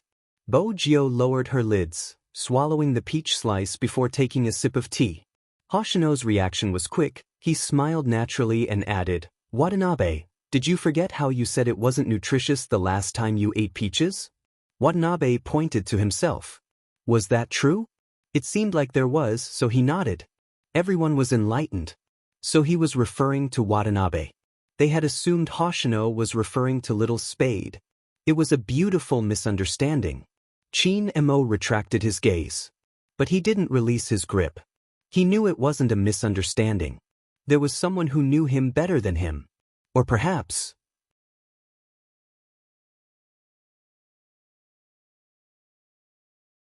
Chapter 961. Qin Mo's gaze turned cold. There was an obvious change in the atmosphere. His pitch-black eyebrows were raised, and his expression was frosty. Sitting beside him was Lin Feng, the one who didn't know how to read people's expressions. He turned towards Hoshino. "I heard from Mr. Hoshino that you admire our Little Spade?" Hoshino didn't avoid the question. Instead, he turned to Bo Jio and smiled faintly. "Yes." When Hoshino said the word yes, Qin Mo's gaze deepened. Lin Feng still wanted to ask something, but he was stunned by the cold aura emanating from his captain. He could only shrink his head back. But even if Lin Feng didn't ask, it didn't mean Hoshino wouldn't continue. He seemed to have something to say to his fans since there were reporters around. "I've watched every single one of Spade Z's matches. Be it in terms of skill or character, he is worthy of a battle with the Japanese. At the same time, I hope Supreme Alliance can win the National League, which is also the reason I came to Supreme Alliance. I want to have a match with him." The Japanese vice-captain thought so highly of him. If this video was broadcasted, to a certain extent, It would definitely reduce the existence of some anti-fans. After all, Hoshino's words were right there. His fans would also treat Spade Z as a decent opponent. Most importantly, it was time for some people to calm down. Even Hoshino recognized Spade Z's ability.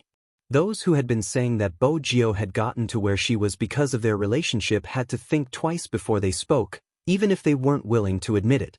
Japan's influence in the esports industry.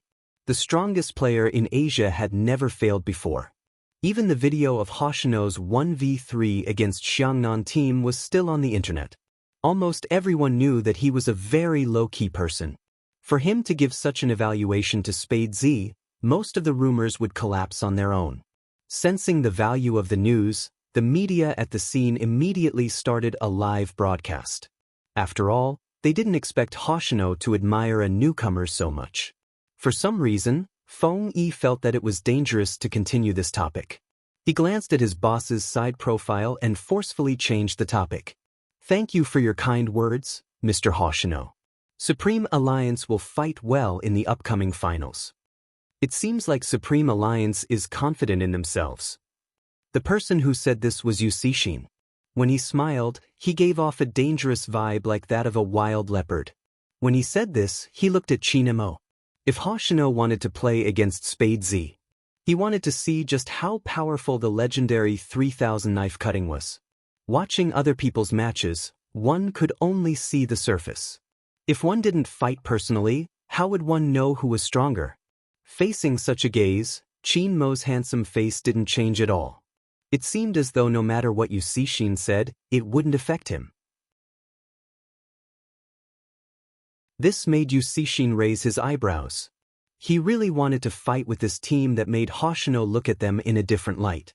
On one hand, he wanted to understand why Hoshino was so interested in this team. On the other hand, he knew that Qin Mo's win rate was higher than his in the individual competition records. Qin Mo's name had once been a legend in the esports industry. They had thought that they would be able to compete with this person back then, but they didn't expect Supreme Alliance to not even make it to the national finals. Therefore, it wasn't difficult for the Japanese to win that match. At that time, some of the seniors were still glad that Supreme Alliance didn't participate. But in his eyes, Hoshino was the person he wanted to study the most. As for Qin Mo, he was a suitable opponent.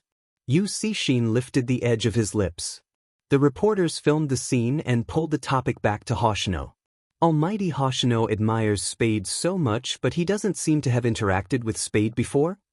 Hoshino laughed, taking out his phone and showing them the screen. "I've followed him, but Spade hasn't replied. I'm still waiting." He really followed him? Why didn't they know? The reporters at the scene felt that their ability to capture news was terrible.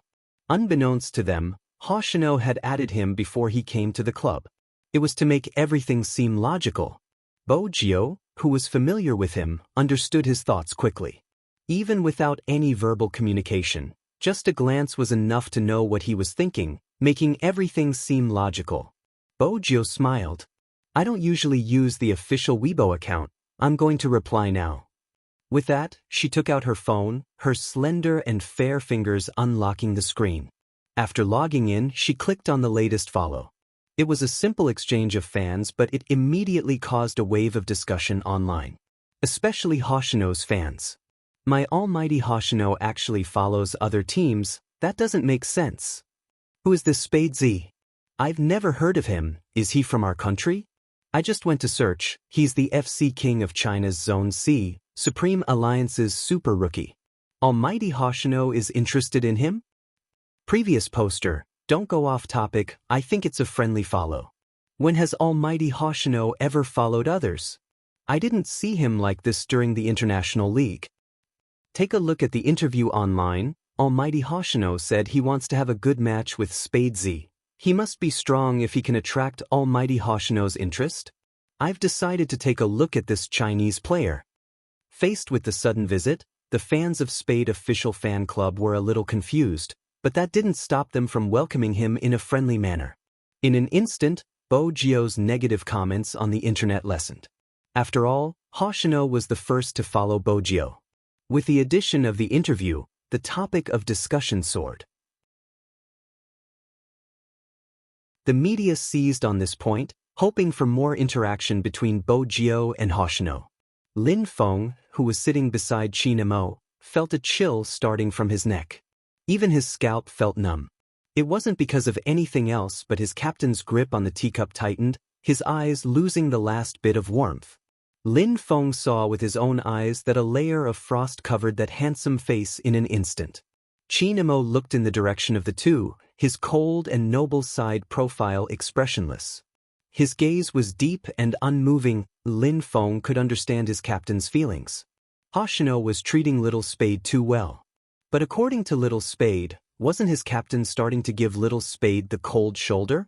Why did he care so much? Lin Feng felt that the relationship between two men was even more complicated than the relationship between a straight man and a woman. He couldn't analyze it, so he just shrunk his neck and acted as the background. This was to prevent the captain from giving him a look when he said something wrong and letting him experience it himself. Fortunately, the interview wasn't long. If not, Lin Feng suspected that the teacup would be crushed by his captain. Yu Cixin was the first to stand up. He stuffed a hand into his pocket and looked at Qin Mo. I hope the next time we meet Supreme Alliance, it will be on an esports competition. By the way, Mr. Qin, have you thought of a way to deal with Xiangnan? Your team doesn't seem to be mature. The competition is about skills, not maturity. Qin Mo's voice was calm. His words stopped Yu Cixin from probing further. He smiled. Just as he was about to turn his head and ask Hoshino to leave, he saw that the tripod was showing signs of loosening. It looked like it was about to fall. Bo Jiao and Hoshino were still standing under the tripod. Qin Mo had obviously noticed it earlier than Yu Cixin because the moment Yu Cixin's pupils constricted, Qin Mo had already moved. What he hadn't expected was that at that moment, the youngster moved as well. The youngster moved as well. Her movements were extremely fast, just like what he had seen countless times. Whether it was her landing or her focus, they were all beautiful, including her reaching out to grab Hoshino's wrist and stepping to the side, using her back to block him. It was reflected in Qin Mo's eyes. At that moment, he remembered the start of the Cold War. He hadn't taken the initiative to look for her ever since. He hadn't taken the initiative to call or send any messages either. When he saw her, he would brush past her.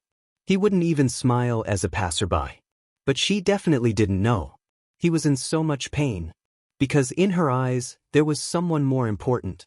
There was a dull thud. Qin Mo's shoulder withstood the pressure. Everyone sucked in a breath of cold air. Even the staff member who was originally in charge of the camera showed a terrified expression. No one had expected the camera to malfunction.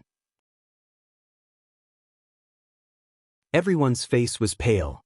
They covered their mouths as they watched the scene unfold. When Bo Jiao heard the noise, she turned over and saw the Almighty standing behind her, blocking the thing for her. He looked into her eyes, his thick brows furrowed slightly from the pain. His aura was burning brightly. His eyes were as clear and deep as the sea, tinged with a faint ink that could drown a person. His handsome face gradually turned pale under the light. The paler his skin was, the harder it was for people to look away from him. It was as though she could see his thoughts through his skin. Bo Jiao suddenly realized something. She let go of Hoshino and stood up, opening her mouth to explain.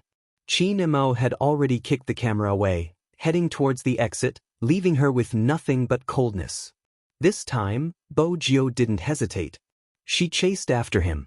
Hoshino chuckled, straightening himself and turning to the dumbfounded crowd. I never expected Spade Z to be so skilled in real life. Fortunately, Hoshino was there to smooth things over. Otherwise, Feng Yi wouldn't know how to continue the conversation. The Japanese had met with an accident in their territory. If the news got out, the consequences would be dire. Right now, Feng Yi was thankful for Little Spade's subconscious action. If it had been the other way around and Hoshino had protected Little Spade, Supreme Alliance would have been embroiled in a series of fights between anti-fans. The consequences would have been dire. Yu Cixin's emotions had already changed. He immediately rushed over and pulled Hoshino over. His voice was a little deep. How are you? Are you hurt? I'm fine. Hoshino turned, smiling faintly at Feng Yi. Fortunately, Spade was here, help me thank her. Yu Cixin's gaze dimmed. He glanced at the camera, his expression dark. But that was it. The media reports were basically about an accident during the interview and how Spade Z had protected Hoshino. Feng Yi's situation was much easier to deal with, but he was more worried about young Master Qin's health. Even if he hadn't used much strength, the back of young Master Qin's shoulder should have been red. But that wasn't the main point. The main point was young Master Qin's back view, which seemed to have lost all his warmth. But what Feng Yi didn't expect was that even so, that person still maintained a trace of rationality. No, that wasn't right, it wasn't rationality, it was more like digging 3 feet into the ground to find a person. Because when he received the call, the voice on the other side of the phone was extremely cold. Go check who touched the camera's tripod. I'll go check the video now. Feng Yi knew that this happened because of his incompetence as a manager. But he didn't expect such a problem to happen in the Qin Group Club. After all, no one in Jiang City dared to do such things in front of the Qin family. But Feng Yi wasn't sure if this incident was targeted at the Supreme Alliance or Little Spade. But no matter which one it was targeted at, in young Master Qin's eyes, it was probably a death sentence. Other than Qin Mo, it was obvious that Hoshino and Yu Cixin had realized something. The former was worried that this attack was targeted at Z. She had experienced too many similar incidents and was worried that this attack was targeted at Z. The latter was born in a country. His beast-like instincts made it hard for him not to think of conspiracies. But Yu Cixin knew that such a childish attack wouldn't be targeted at his identity. That position was either to disqualify Hoshino or to disqualify Spade Z. Based on the current situation, the latter was more likely. If Spade Z and Qin Mo hadn't blocked it, Yu Cixin would have suspected Supreme Alliance. But on second thought, if one of them was injured here, Supreme Alliance would suffer the greatest loss. Hence, this attack was definitely targeted at Spade Z. Yu Cixin raised a brow. With the youngster's skills, he could have easily avoided the tripod, but because he was afraid Hoshino would be injured, he used his back to block it. Was this really Spade Z's reaction after analyzing the pros and cons and not his instinct? If it was instinct, Hoshino and this Spade Z, Yu Cixin narrowed his eyes. He didn't know that Hoshino was hiding something from him. Time trickled by. Bo Jiao rushed out and watched as the person hung up the phone. Without turning back, she held onto the railing with one hand and jumped over. But the person was already in the car and didn't seem to have any intention of stopping. Bo Jiao rushed over, her long legs blocking the car door. Her eyes were dark and she was about to speak.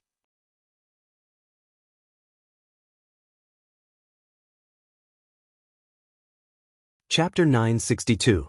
Bo Jiao managed to stop him with much difficulty. Of course, she wasn't going to let him leave just like that. Brother Mo, your instinctive reaction wasn't bad, Qin Mo said, his gaze deep and his voice cold. Qin Mo spoke again, his gaze deep and his voice cold. Should I be asking you how you met Hoshino? I don't even know you can't eat peaches.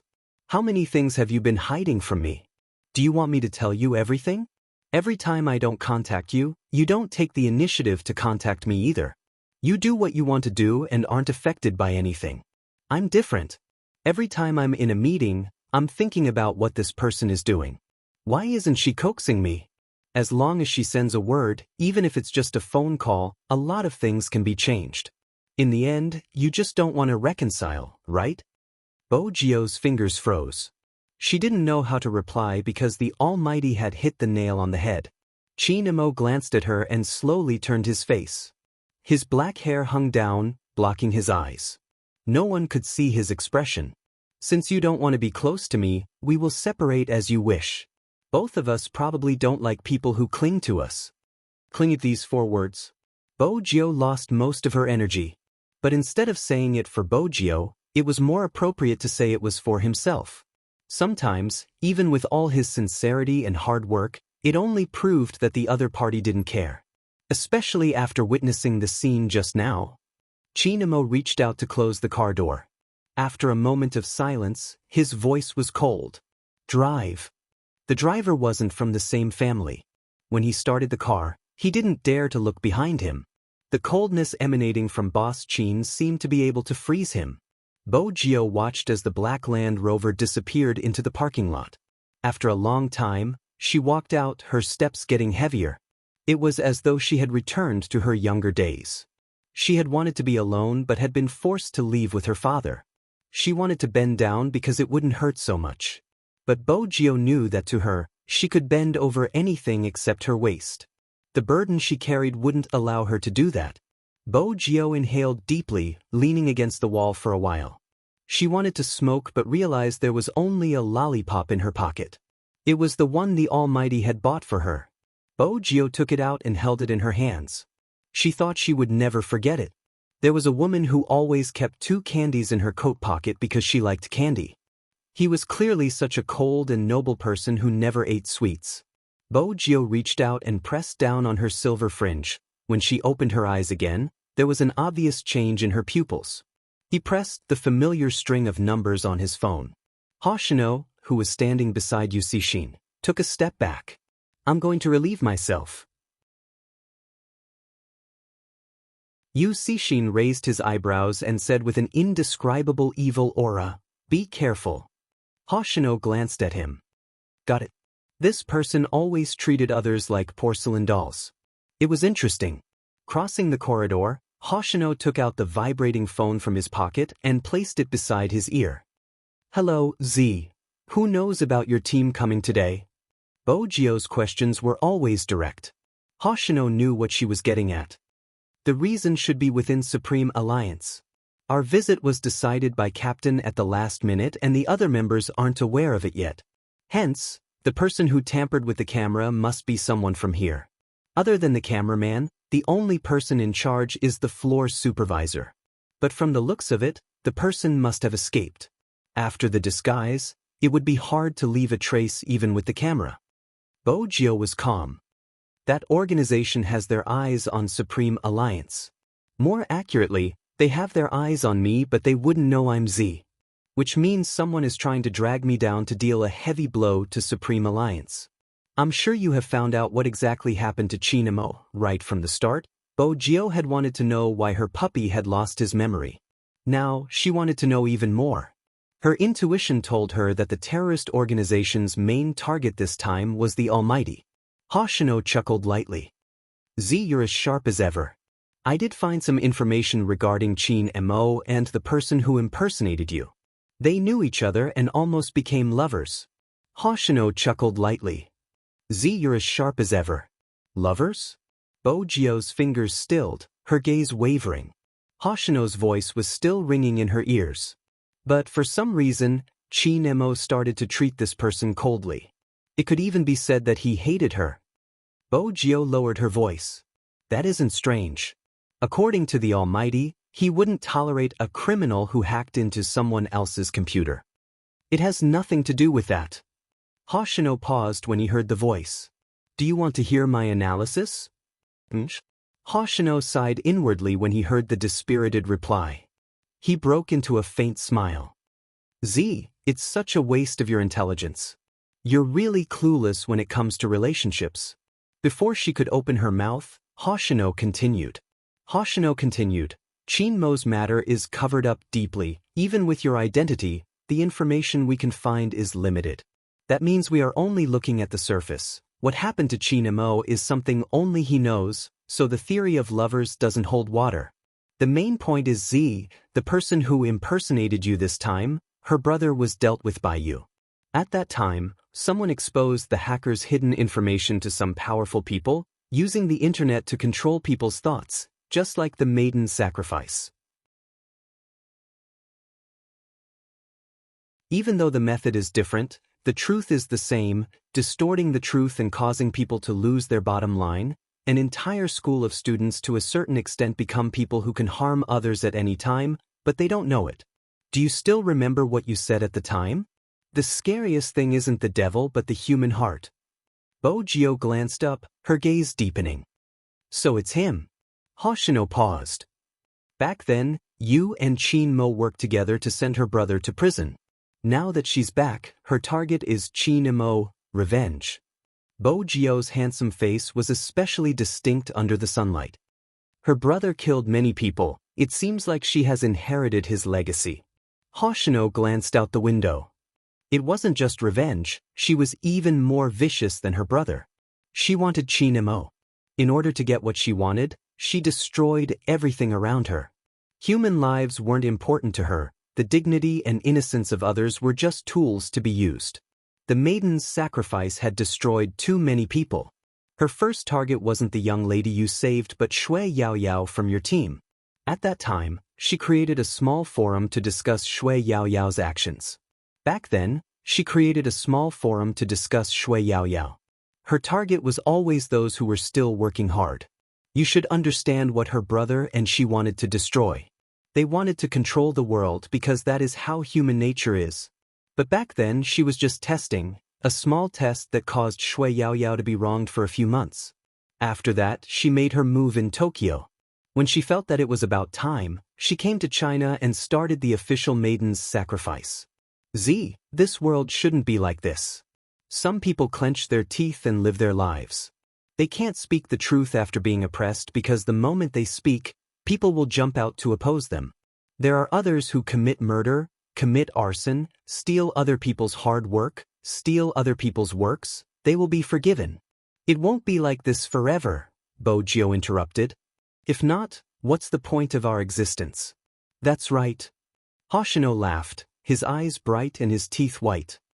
It won't be like this forever, so it's time for us to take action. What do you intend to do with Li Shui? She definitely won't admit to her crimes, and those who don't care about plagiarism will try their best to clear her name. Bojio raised her hand, shielding her eyes from the glaring sunlight. When you weren't around, I hired a good lawyer. His surname is Bai and he has never lost a case. If Li Shui doesn't admit to her crimes, we will sue her until she does. Her mother knows that even if she wins the case, the compensation would be minimal. Based on Li Shui's personality, she might not even apologize and the people who scolded her will continue to scold her. But that isn't important. What's important is that the people who care about her know that there is still justice in this world. They protected the most important thing for the person they love.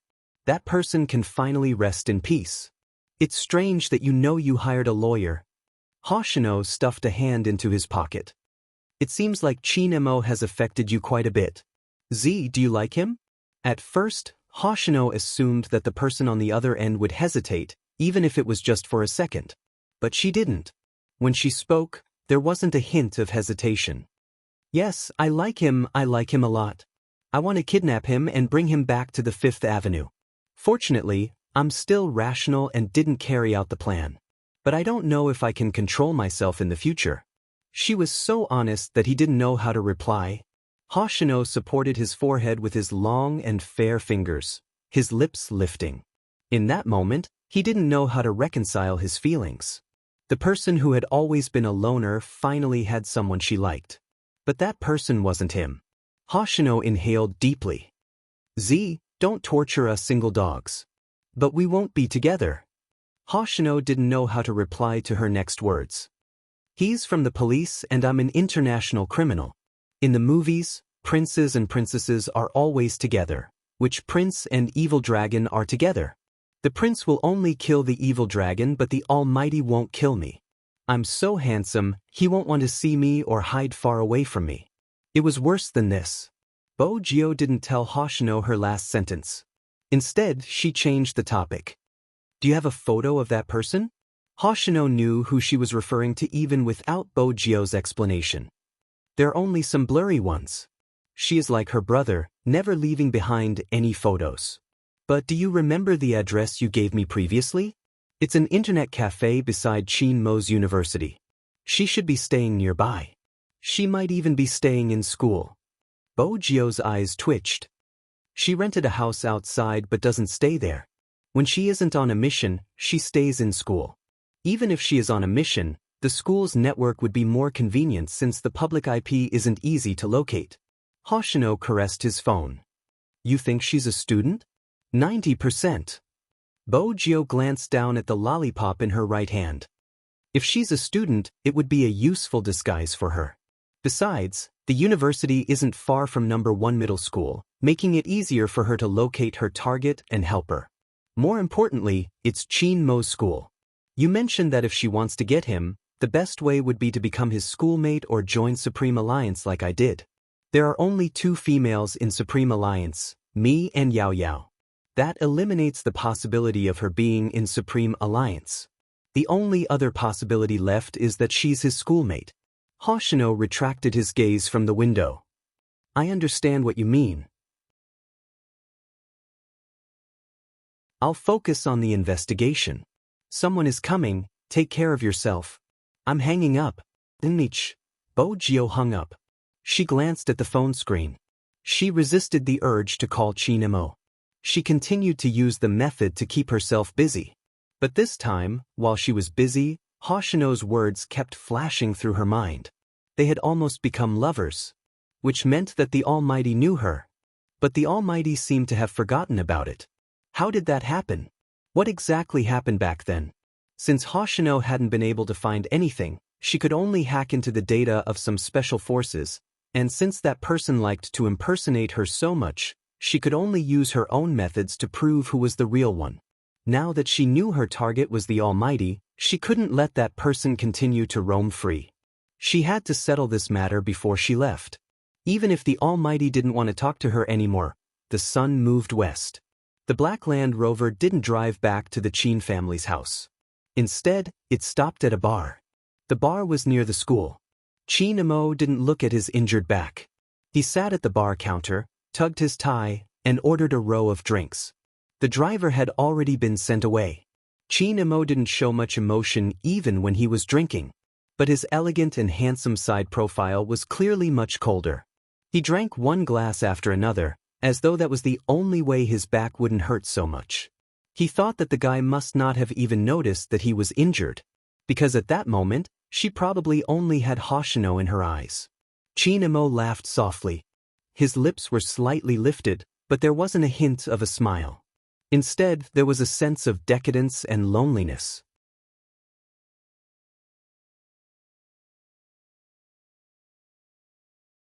Chapter 963. In the darkest corner of the bar, a girl came in after Chinemo.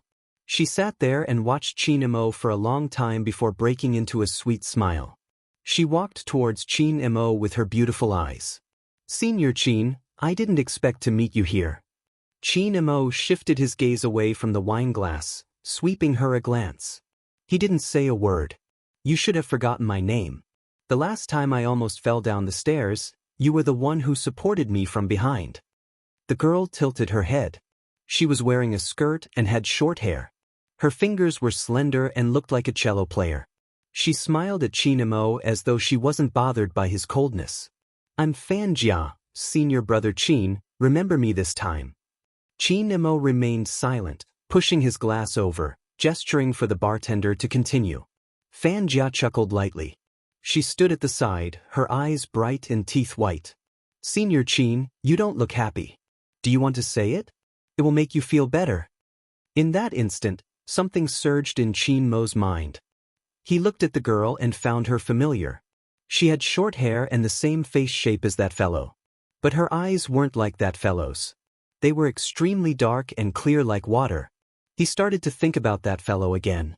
Little Fujio who haunted him. That fellow who looked like a multiplication table. Chinemo furrowed his brows. He was supposed to be impatient, but there was a hint of warmth in his eyes when he thought of someone. "Senior Chin, what's wrong with your back? Are you injured?" Fanjia reached out. Chinemo glanced over, his gaze icy. "It doesn't seem to have anything to do with you." Fanjia blushed but didn't get angry. "I'm just worried about you." When Chinemo heard this, he stood up, picked up his jacket and made a call. He didn't know who he was calling, but he said faintly, "I drank too much, come and pick me up." Lin Feng was baffled when he picked up the call. After all, he never thought that his captain would call him. It seemed like he really had too much to drink.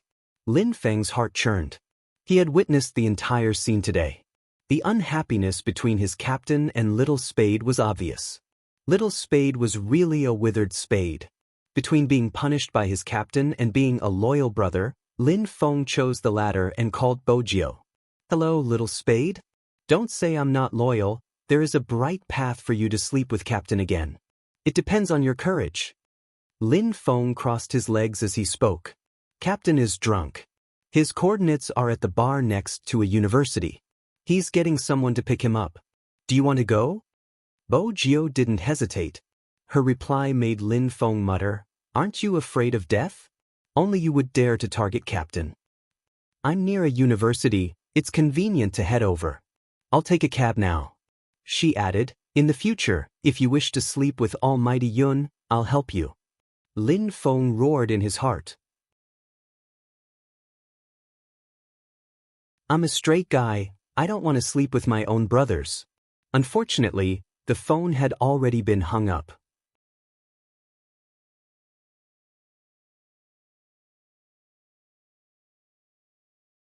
Chapter 964. After Bo Jio hung up, she hopped into a cab.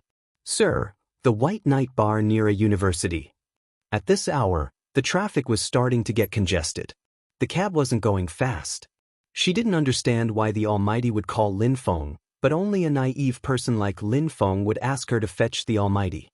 When Bo Jio alighted, she was prepared for the Almighty's cold stare. After leaving the club, the Almighty went straight to the bar, clearly in a bad mood. He had been like this when he had been young. When he was unhappy, he would reject others. No matter how she tried to coax him, he wouldn't budge. What a troublesome little vixen. Back then she had been thick-skinned. But from the looks of it, she wasn't that thick-skinned. Bo Jio glanced down at the time on her watch before walking briskly towards the bar.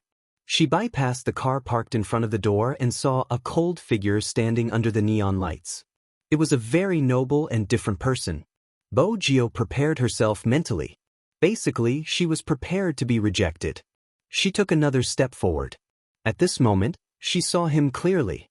The Almighty's battle uniform was half open, revealing the white t-shirt underneath.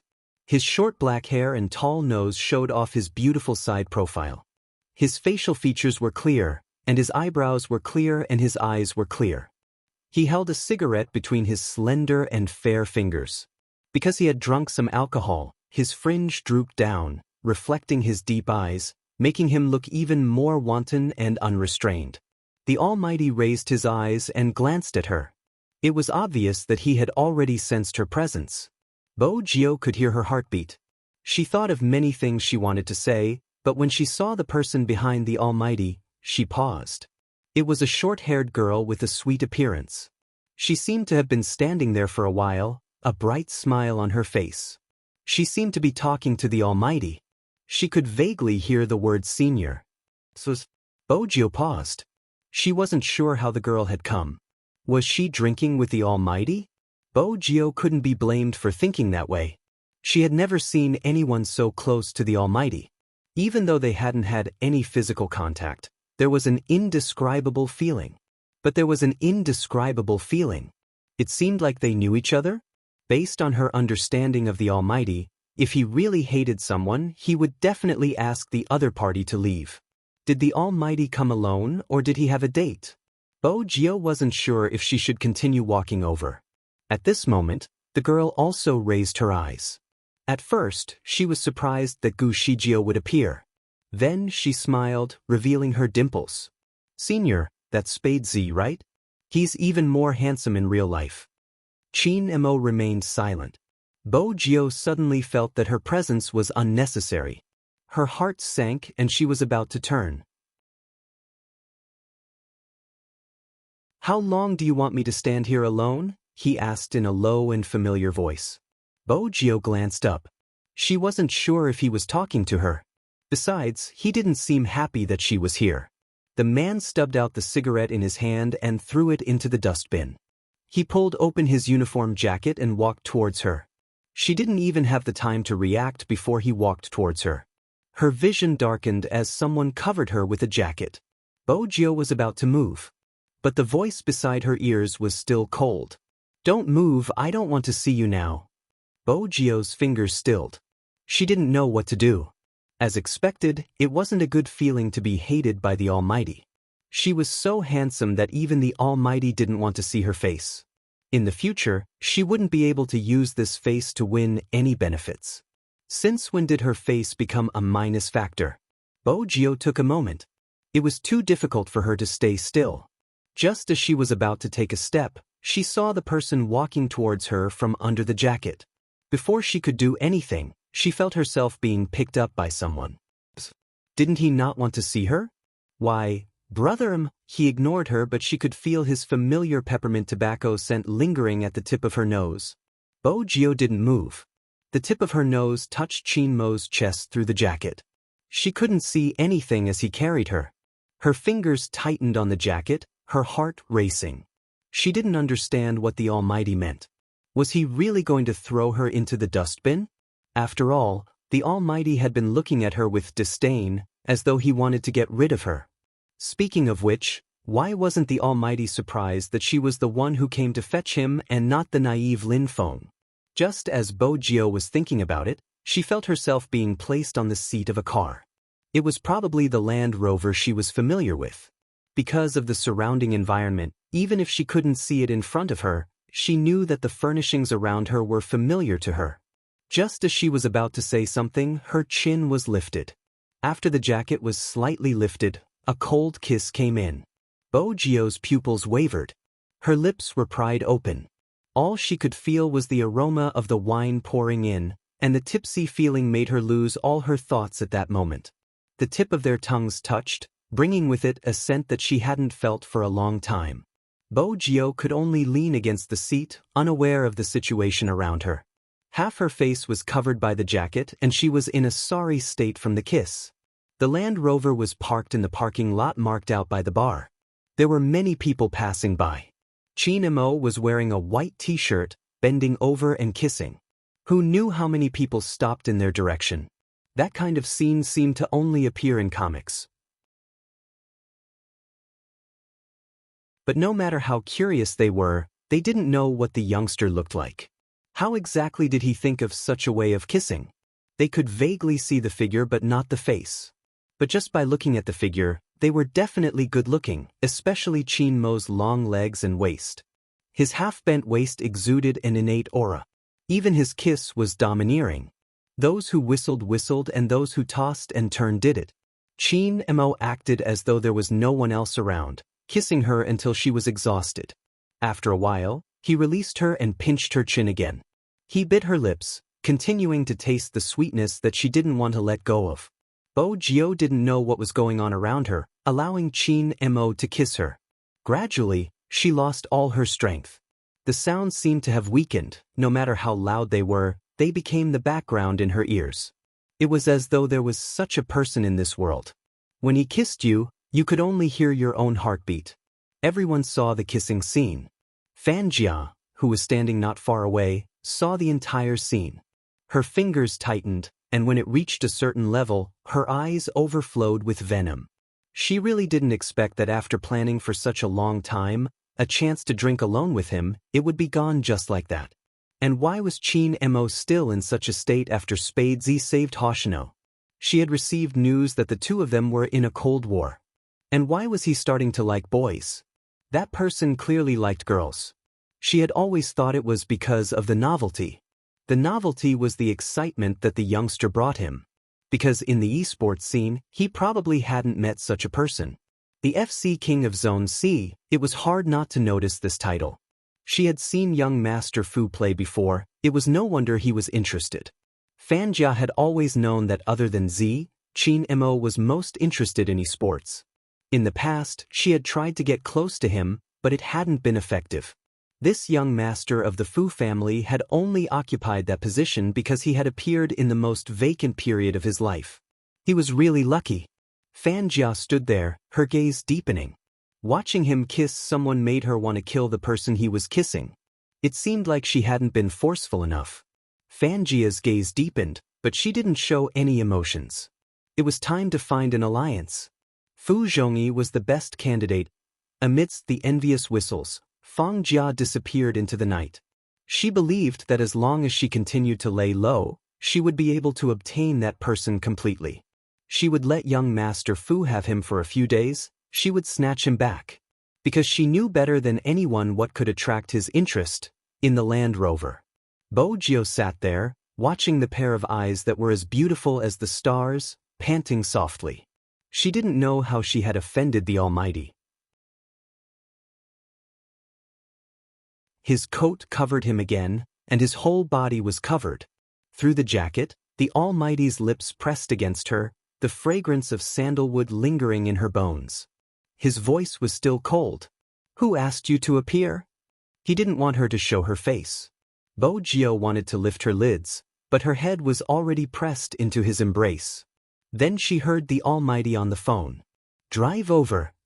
There was a driver? Then why did he get Lin Feng to fetch him? It seemed like the Almighty had drunk too much. Bo Gio arched a brow, feeling as though the Almighty was looking in her direction. But she couldn't tell what he was thinking. Actually, his thoughts were simple. The moment he saw that person's face, he would lose his principles. Hence, he didn't want to see it. But because of that person in his arms, many feelings changed. The pressure on his chest disappeared without a trace. Even if he didn't see it, he could imagine her gloomy expression. He would leave her alone. That way, he wouldn't be able to see through her thoughts. Qin Mo's gaze deepened at the thought of her instinctive protection. After all, she was the most obedient when she was gloomy. Bo Gio couldn't see any of this, which was indeed gloomy. She couldn't see anything. She tilted her head and heard the sound of the car. After walking for a while, she asked, "Brother Mo, when can I show my face?"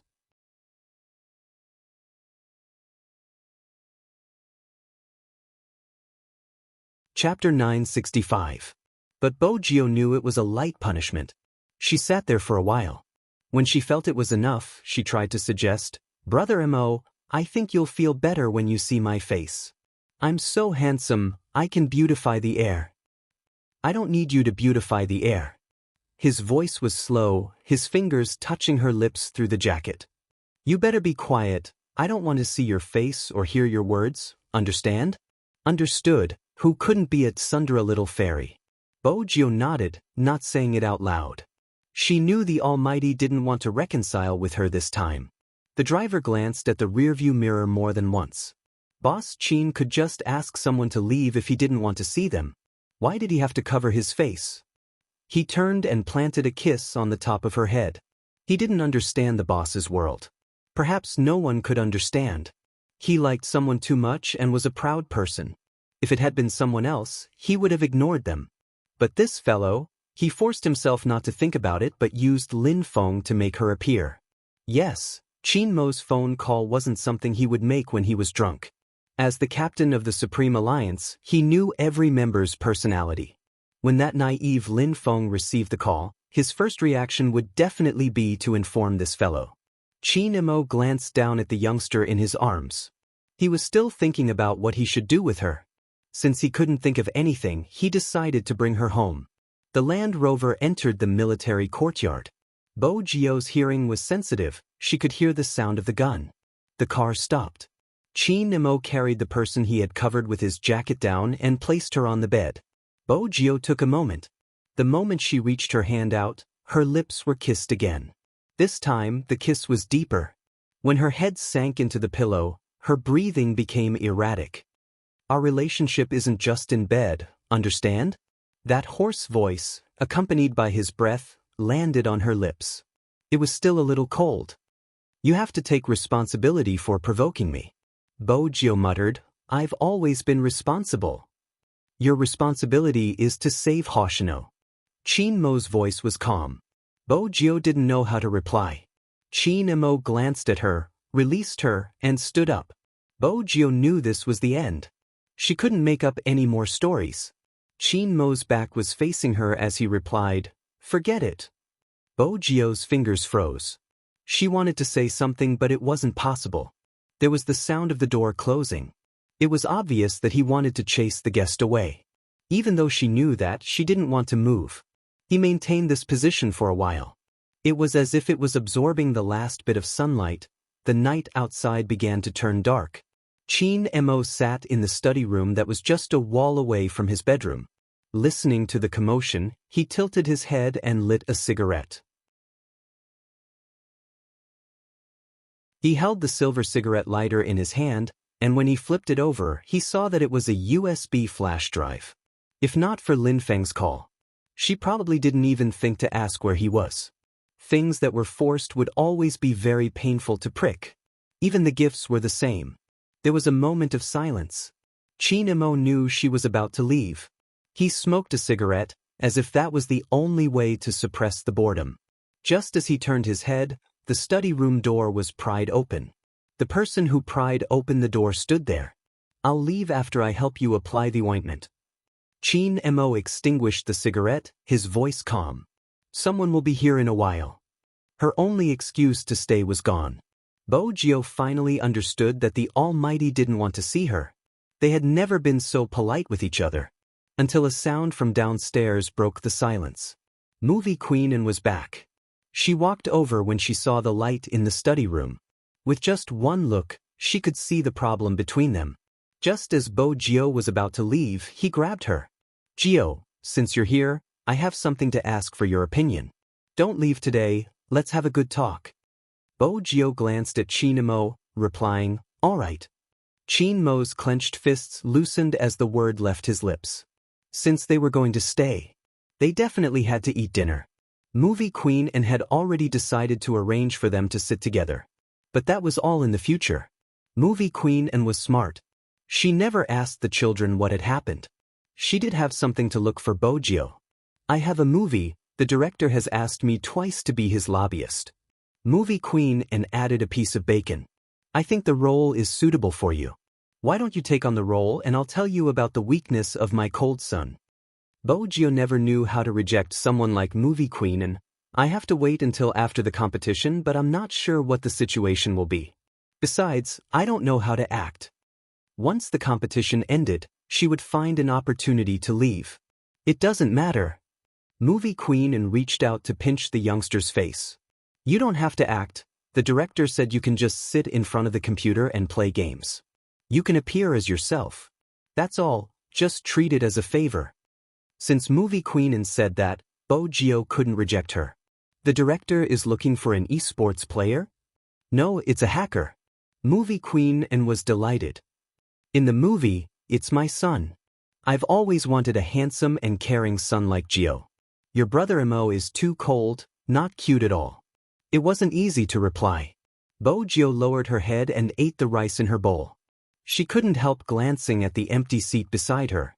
Deep down, she knew why the Almighty hadn't come down to eat. It was because of her.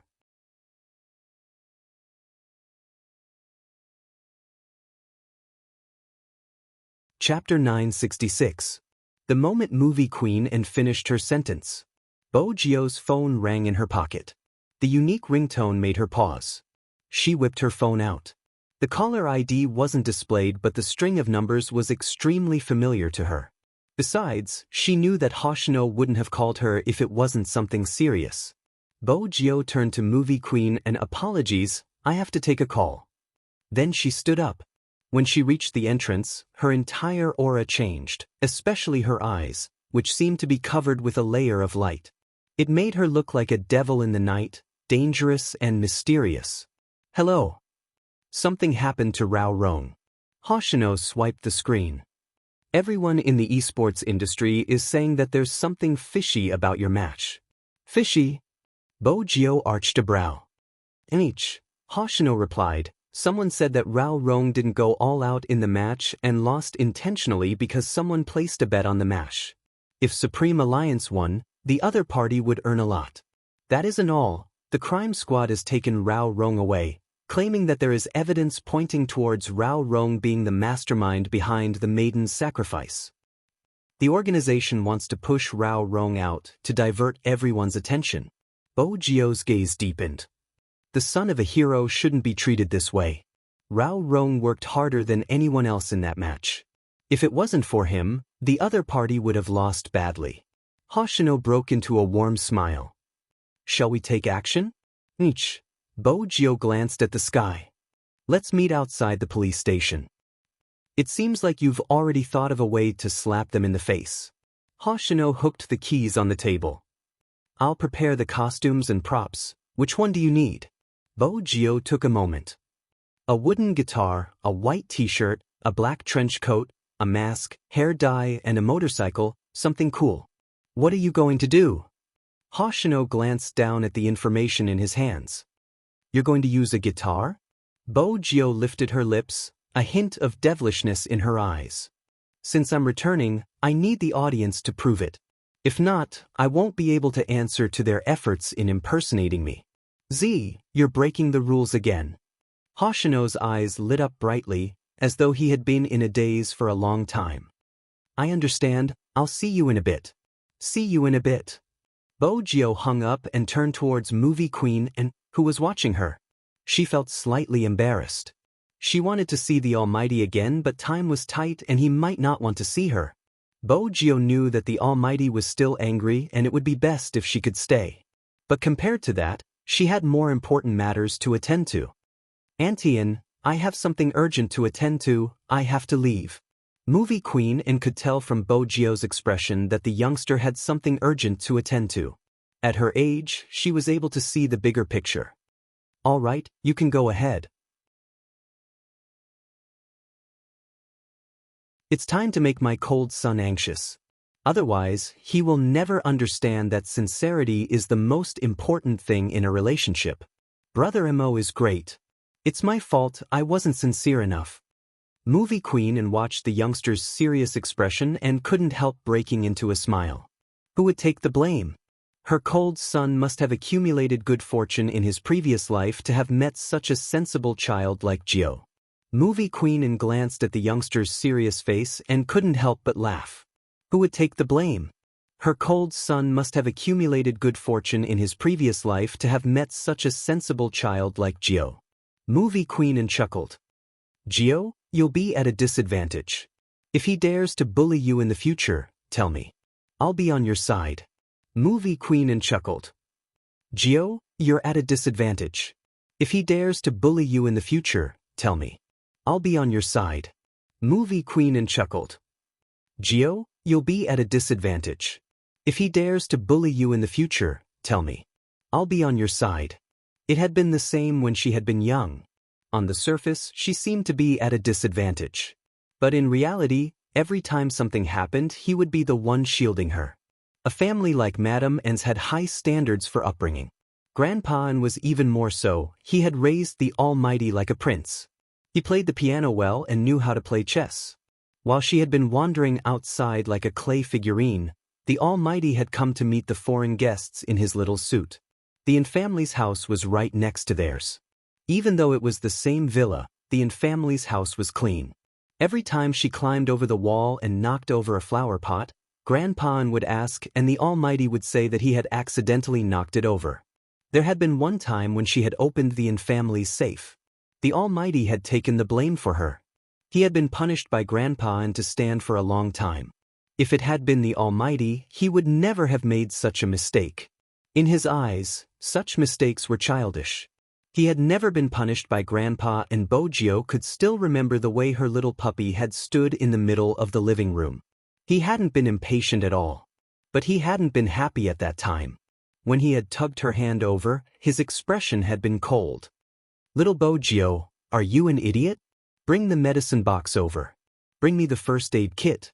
If I find any blood on your hands on my sheets, I'll throw you out the window. Bo Gio was used to such threats. She didn't think much of it. Besides, the Almighty had been the one who had bandaged her hand. He probably didn't mind it being dirty. That day, she had hugged her little puppy and slept soundly. Before he had fallen asleep, he had muttered in her ear, "You're so stupid. I guess the safe has to be changed." From that day onwards, all the locks in the N family's house had been changed to electronic. Back then, Bo Gio had told herself that she would take good care of her little puppy. That was probably the reason why Bo Gio didn't want to receive that person's hateful gaze one day. Movie Queen and watched as the youngster lowered her gaze. She reached out to push Bo Gio, a faint smile on her face. She had the demeanor of a mature queen. All right, you can go now. I'll talk to Brother Mo. Bo Gio didn't have time to stay any longer. But it was good that she had left. The Almighty would probably come down for dinner after she left. After leaving the military courtyard, Bo Gio glanced at the time on her phone. Then she hopped into a taxi. As the city lights lit up, the night came to everyone's side. The nightlife in the city center started to get lively. There would always be many people near the commercial plaza. The most eye-catching advertising screens hung on the skyscrapers. Everything was a show of life. In the study room on the second floor of the Qin family's house.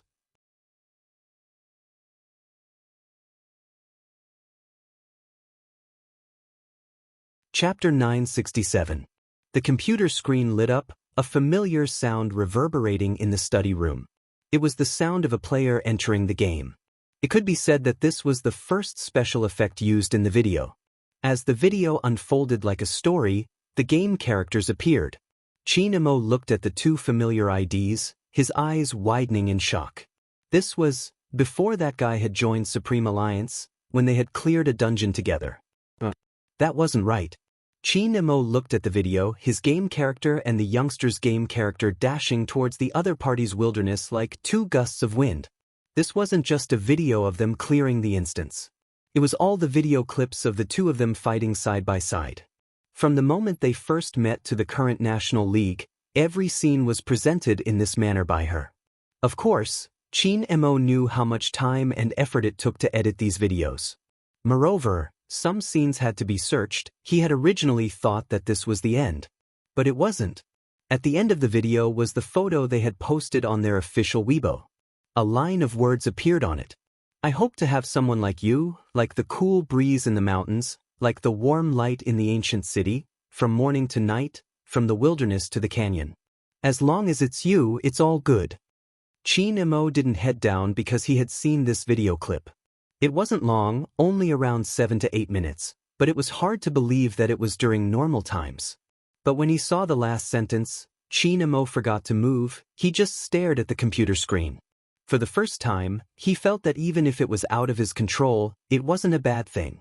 His heart seemed to be struck by something. He couldn't help but stand up and walk down the stairs, his eyes scanning the surroundings as though he was looking for someone. There wasn't anyone on the sofa, at the dining table, or even in the kitchen. Qin Emo wanted to search the other side. Movie Queen and walked over and stopped him. You don't have to look, he has left. Qin Mo's fingers paused, his brows furrowing. Left? It should be something urgent.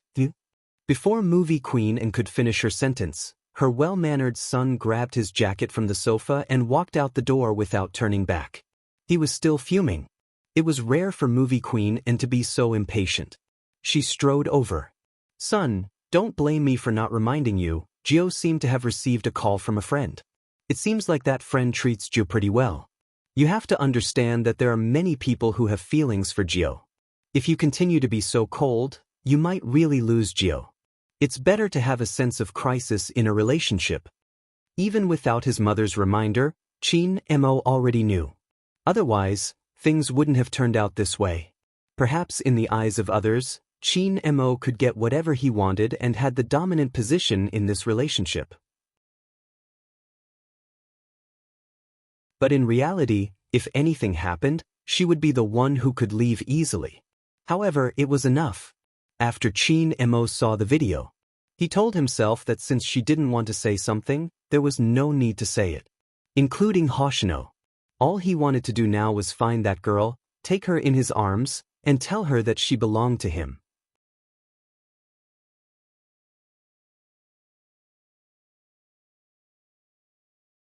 Chapter 968. In the early summer, every city had its own way of life. Northerners liked to drink beer with spicy crayfish and meat skewers. Southerners rarely ate spicy food, but they would go shopping with a few girlfriends. Although these were different, there were still similarities. There would be many people gathered in the commercial square of every city. It was even more so in a metropolis like Jiangqing. The big screen hanging on the building was very high visibility. Not only the people standing there, but even the cars going back and forth could see clearly what was on it. Under normal circumstances, it would be the advertisements of various celebrities. At around 7 p.m., the sky was not dark yet. This was the time when Jiangqing was the most congested. In the middle of the bustling street, located in the commercial city center, was a landmark of China. Cars that came here would have to wait for a period of time even if they were unwilling. Everyone knew the reason. It was too risky. The commercial square had a wide range of activities. There were coffee shops like Starbucks, Burger King, etc. There was also a small fountain in the middle. Many people were walking back and forth. There were young people chatting, old people with children, and even a group of cool high school students playing skateboards. At this time, a pure black tomahawk, like a beautiful wild leopard, stopped in front of the fountain with a swoosh, and a handsome tail swing attracted almost everyone's attention. In front of everyone was a tall and straight young man. His long legs supported himself by the side of the motorcycle. Then he got off the motorcycle nimbly and took off his helmet, revealing a pair of deep peach blossom eyes. The young man was wearing a black mask, so people couldn't see his face clearly. Even so, just looking at his figure made people's hearts beat faster. So handsome! This was the exclamation of the girls. The guy at the side raised his eyebrows. That car is really handsome. It was a limited edition. How much did it cost? I'm talking about the person. As the girl said that, she turned back to look at the young man who brushed past her. She mumbled, "He's really handsome. He's holding a guitar. Is he going to sing? I want to stay and listen. Why didn't he take off his mask? I want to see how handsome he is. He definitely didn't take it off because he doesn't look handsome wearing it. That's fine too. Leave some room for imagination. What song do you guys think he will sing? That's hard to say. It's coming." The onlookers were all very enthusiastic. After all, the sight of such a handsome young man with his face turned to the side and tuning his guitar was enough to make people stop. Not to mention the equipment the young man had brought. Instead of the usual microphone, he wore something that looked like a headset on his ear. The crooked part was a small microphone. Needless to say, the youngster looked even more handsome with the equipment. Then, the young man smiled at the girls who were looking at him. A series of exclamations could be heard. "I can't take it anymore. It's so cool." The young man lowered his head, took out some wires, and inserted them into a small notebook. Just when countless people thought that the youngster was playing a small sound system to make it easier for him to choose the music, the computer screen had actually been split into two parts. This was because the USB drive that was plugged into it had already determined that this was a network intrusion. As for where the intruder was, Bo Gio glanced over, a smile on her face. Her silver short hair was now black and stuck to her left ear. The diamond earring reflected the lights, glinting like a black gem. His slender fingers moved up and down on the keyboard. His hand speed was so fast that no one saw the codes that appeared one after another on the screen and the dialog boxes that kept popping up. It wasn't difficult for her to hack into a commercial plaza since there was a public network here. There were countless people using the Wi-Fi account. It was easy to create a loophole in the system. In a short 30 seconds, Bo Gio had broken through the firewall of the shopping mall. From the surveillance room, she controlled the broadcasting rights of the entire plaza. At the same time, she set up many virtual IPs. Bo Gio wasn't worried that the police would lock onto her. The logic was simple. Anyone in the commercial plaza would be holding onto an electronic product. Regardless of whether it was a phone or a laptop, it would become the originating IP. But she still had to speed up. She was most afraid of going up against the Almighty. Fortunately, Smith was in charge of the crime squad. "It's time to greet an old friend." Bo Gio smiled faintly. She pressed the enter button and hid the dialog box. She hugged her guitar and straightened her body. This time, Bo Gio was back to Z style. She wanted to tell the police that she was here and that they could catch her if they had the ability. "Shall we start?" The girls couldn't wait any longer. Bo Gio tilted her head, making the final adjustments. Her voice rang out. Hey, sound test. He's so cute. You call him cute no matter what he does? It's just a sound test. Are you jealous? You should grow up like him. I'm your boyfriend, not him. What's there to be jealous about?" Even though that was what she said, the jealousy in her voice could be heard. The girl smiled sweetly at the side. As more and more people crowded over, Bo Gio finally lifted her lids. When she looked at them, her clear voice rang out slowly. "Use your good morning to accompany me for dinner. Remember to save your thoughts in the piggy bank. I look at the twinkling stars in the sky. I hear the cowherd telling the weaver girl to be brave. When the voice rang out, everyone's eyes lit up. Even through the mask, the charm of the youngster's voice couldn't be suppressed. But, what song is that? It's so good, I've never heard it before. Is the generation gap here? Come over, let your boyfriend explain it to you. You were still in primary school when the song was released. Go, don't disturb me. Perhaps it was because the youngster's eyes were too beautiful, or perhaps it was because of the gentleness in her clear voice. More and more people stopped. Bo Jio sang softly, her lips curving up. Aren't you afraid that we are on opposite ends of the earth, watching your greeting? Riding a magic carpet, flying at the speed of light to me. You let me see the North Star and the Cross Star as a companion, without my arm as a pillow. Are you used to it? Your telescope can't see the loneliness of my northern hemisphere. The Pacific Ocean's tides follow the earth back and forth. I'll wait patiently, waiting for the day you reach the shore. When she reached the word, shore, she turned and glanced at Hoshino, who was smiling faintly at her. Both of them were wearing masks, but they exuded different auras. If the young man was cool to the point of being devilish, then Hoshino, who was standing quietly in the crowd, was like spring water flowing in the mountains, like a prince. With their chemistry, they just needed a look to start the operation. In that instant, Hoshino broke into a smile, glancing up. There was a loud swoosh. The big screen that was originally playing the advertisement suddenly changed, and a big Z appeared. No, it wasn't just the various screens in the commercial plaza. It was also the same word that appeared on the phones of the people walking in the crowd. Some people who had watched sci-fi blockbusters immediately thought that it was a hacker attack. The entire commercial plaza was in an uproar. Everyone was fiddling with their phones, but the screen was frozen, not moving at all.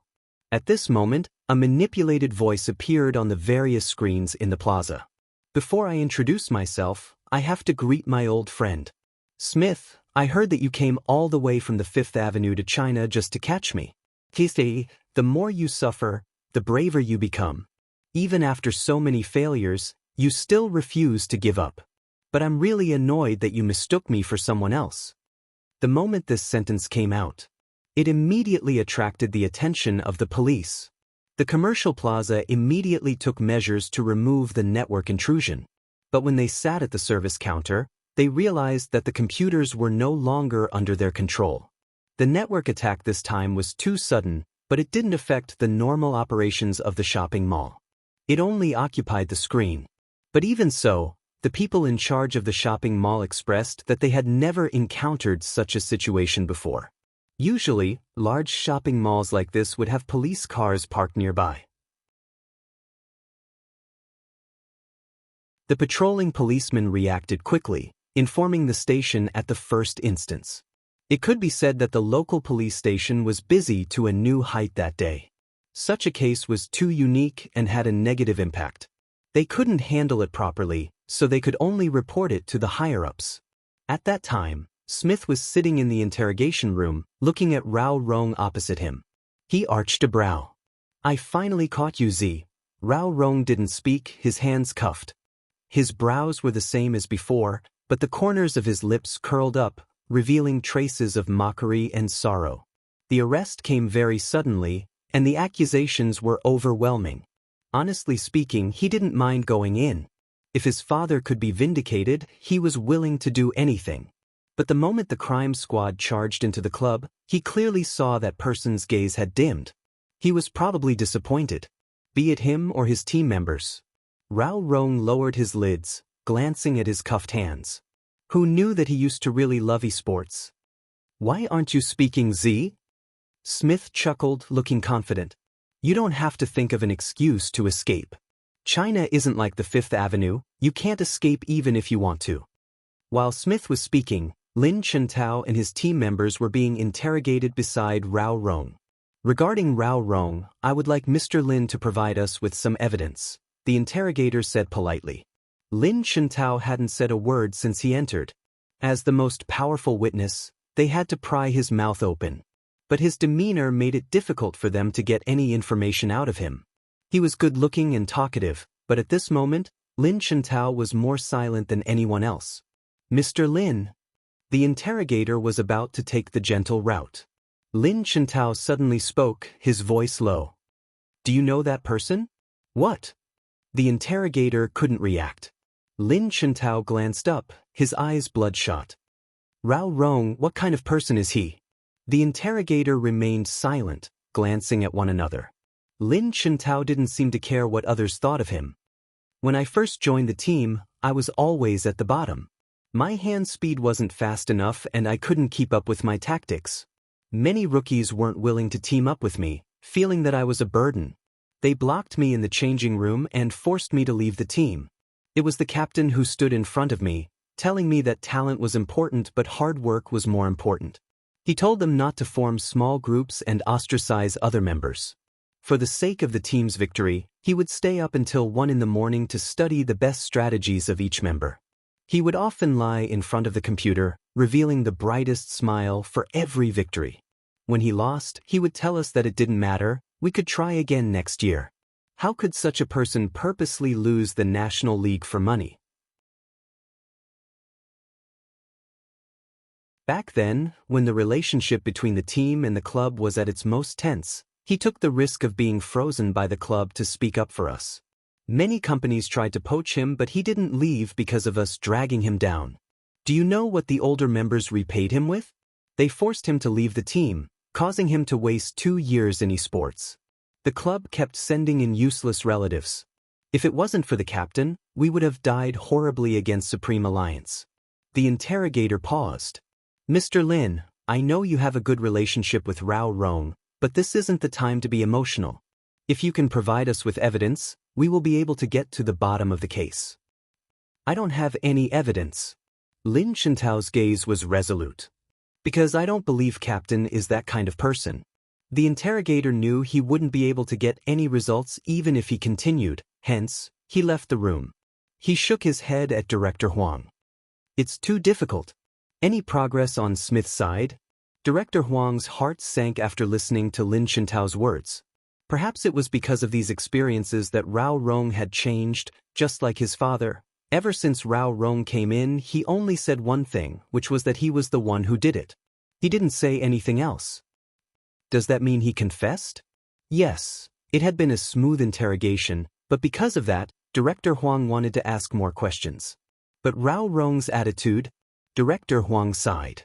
The person beside him reminded, the higher-ups want to close the case as soon as possible. The maiden's sacrifice has caused a huge impact. The media has heard that the culprit has been caught and are still waiting for the verdict. Director Huang paced back and forth, glancing at the time on his watch. Call for a press conference.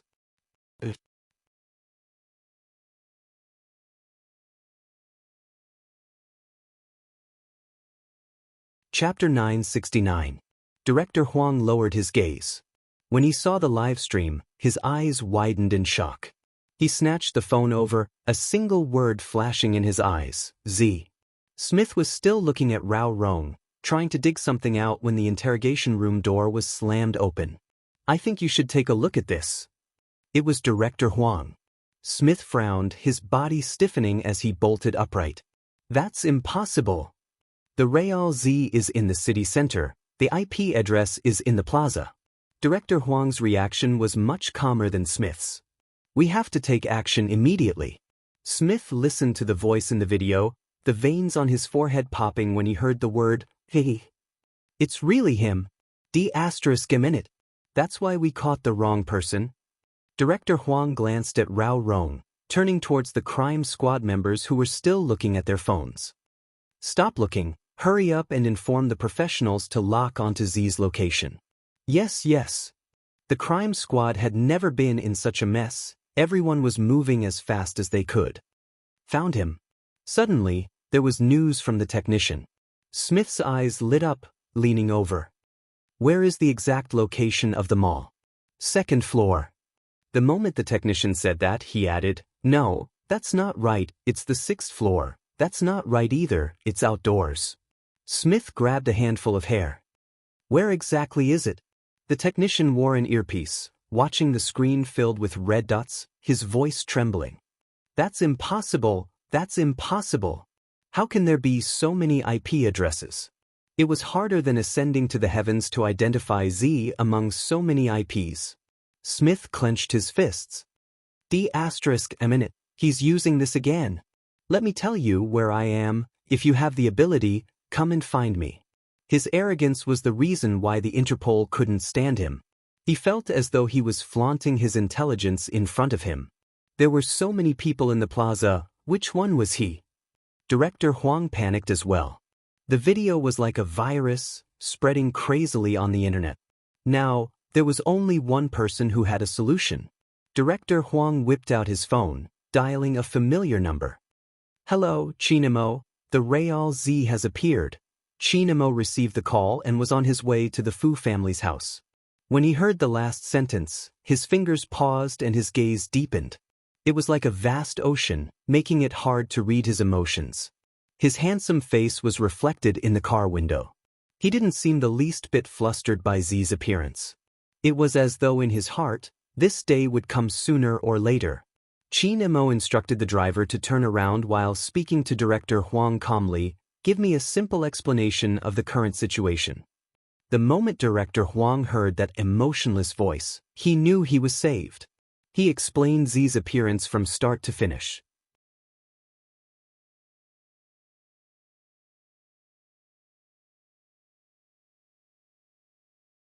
Chapter 970. Director Huang stilled, muttering, "Why didn't I think of that?" Chinamo didn't listen to him. He continued, "Arrange for all the police to head to the scene. Z isn't done with his task." Not done? Director Huang glared at him. What else is she trying to do? Our Jiang City's police force is going to be slapped in the face by her. Chin-mo glanced out of the car window, his gaze deep. You caught the wrong person. She is seeking justice for Rao Rong. Director Huang paused. It's our fault, but Rao Rong has admitted to the crime. I can't do anything about it. Send people to the scene. Chin-mo's tone remained the same. Move in plain clothes. Director Huang replied, all right. He then asked, what about you? Chin-mo glanced at the long queue of cars in front. I'm rushing over. That's good, we have to catch Z. You don't know how passive I am after her actions. I still have to explain to the higher-ups. Before Director Huang could finish, Chin-mo hung up. Director Huang choked. Why did he feel that Chin-mo was still the same as before? He didn't like to hear Z's bad points. In reality, Director Huang didn't know that he wasn't the one who felt passive. Instead, he was sitting in the dorm room, staring at her phone, her left hand clenching tightly around Fan Jia. Due to the commotion caused by the incident, the other roommates in the dormitory were also watching. After a girl saw the video, she couldn't help but sigh. I always feel that Z is very handsome. What's going on? Fan Jia lifted her head abruptly. The girl was taken aback by her stare. For some reason, she felt a chill run down her spine. What's wrong? Nothing. Fan Jia held onto her phone, a sweet smile on her face. I'm going out for some fresh air. After walking out of the room, Fan Jia's expression sank. Z was still alive? How was that possible? She hadn't seen Z's face. But she knew some information. At that time, they had clearly set up a plan to kill that person. Why was Z back? That wasn't all. She was in Jiang City. She was right beside them. D***. Fan Jia swung her arm, smashing her phone against the wall. Z. Who exactly was it? It was destined to be a restless night. The Major Crimes Division mobilized all available vehicles. Just to encircle an international criminal. Regarding the maiden's sacrifice, you don't have any leads, but I can provide you with a few clues. Smith, my old friend, the mastermind is a girl, a student from a university. She isn't even 23 years old and has a sweet appearance. She can't be the Rao Rong you caught. I'll show you the evidence later. No, I'll show everyone the evidence. There was once an esports player who wanted to seek justice for his father after losing his father. He took many detours, but he had never let anyone down and wouldn't fight a meaningless competition for money. Why did he come out? He wanted to tell the female student who impersonated me that your hacking skills aren't up to par. When the people in the commercial square heard the last sentence, there was an uproar. Some of the police officers at the scene had already started to intervene. You're tuning in to the Passion Page's YouTube channel. We're so grateful for your support, and don't forget to subscribe to join us on this incredible journey through captivating stories. Your generosity through donations truly makes a world of difference, as it's the primary source of revenue that allows me to expand and enhance this channel for you. Thank you from the bottom of my heart for being a part of this adventure.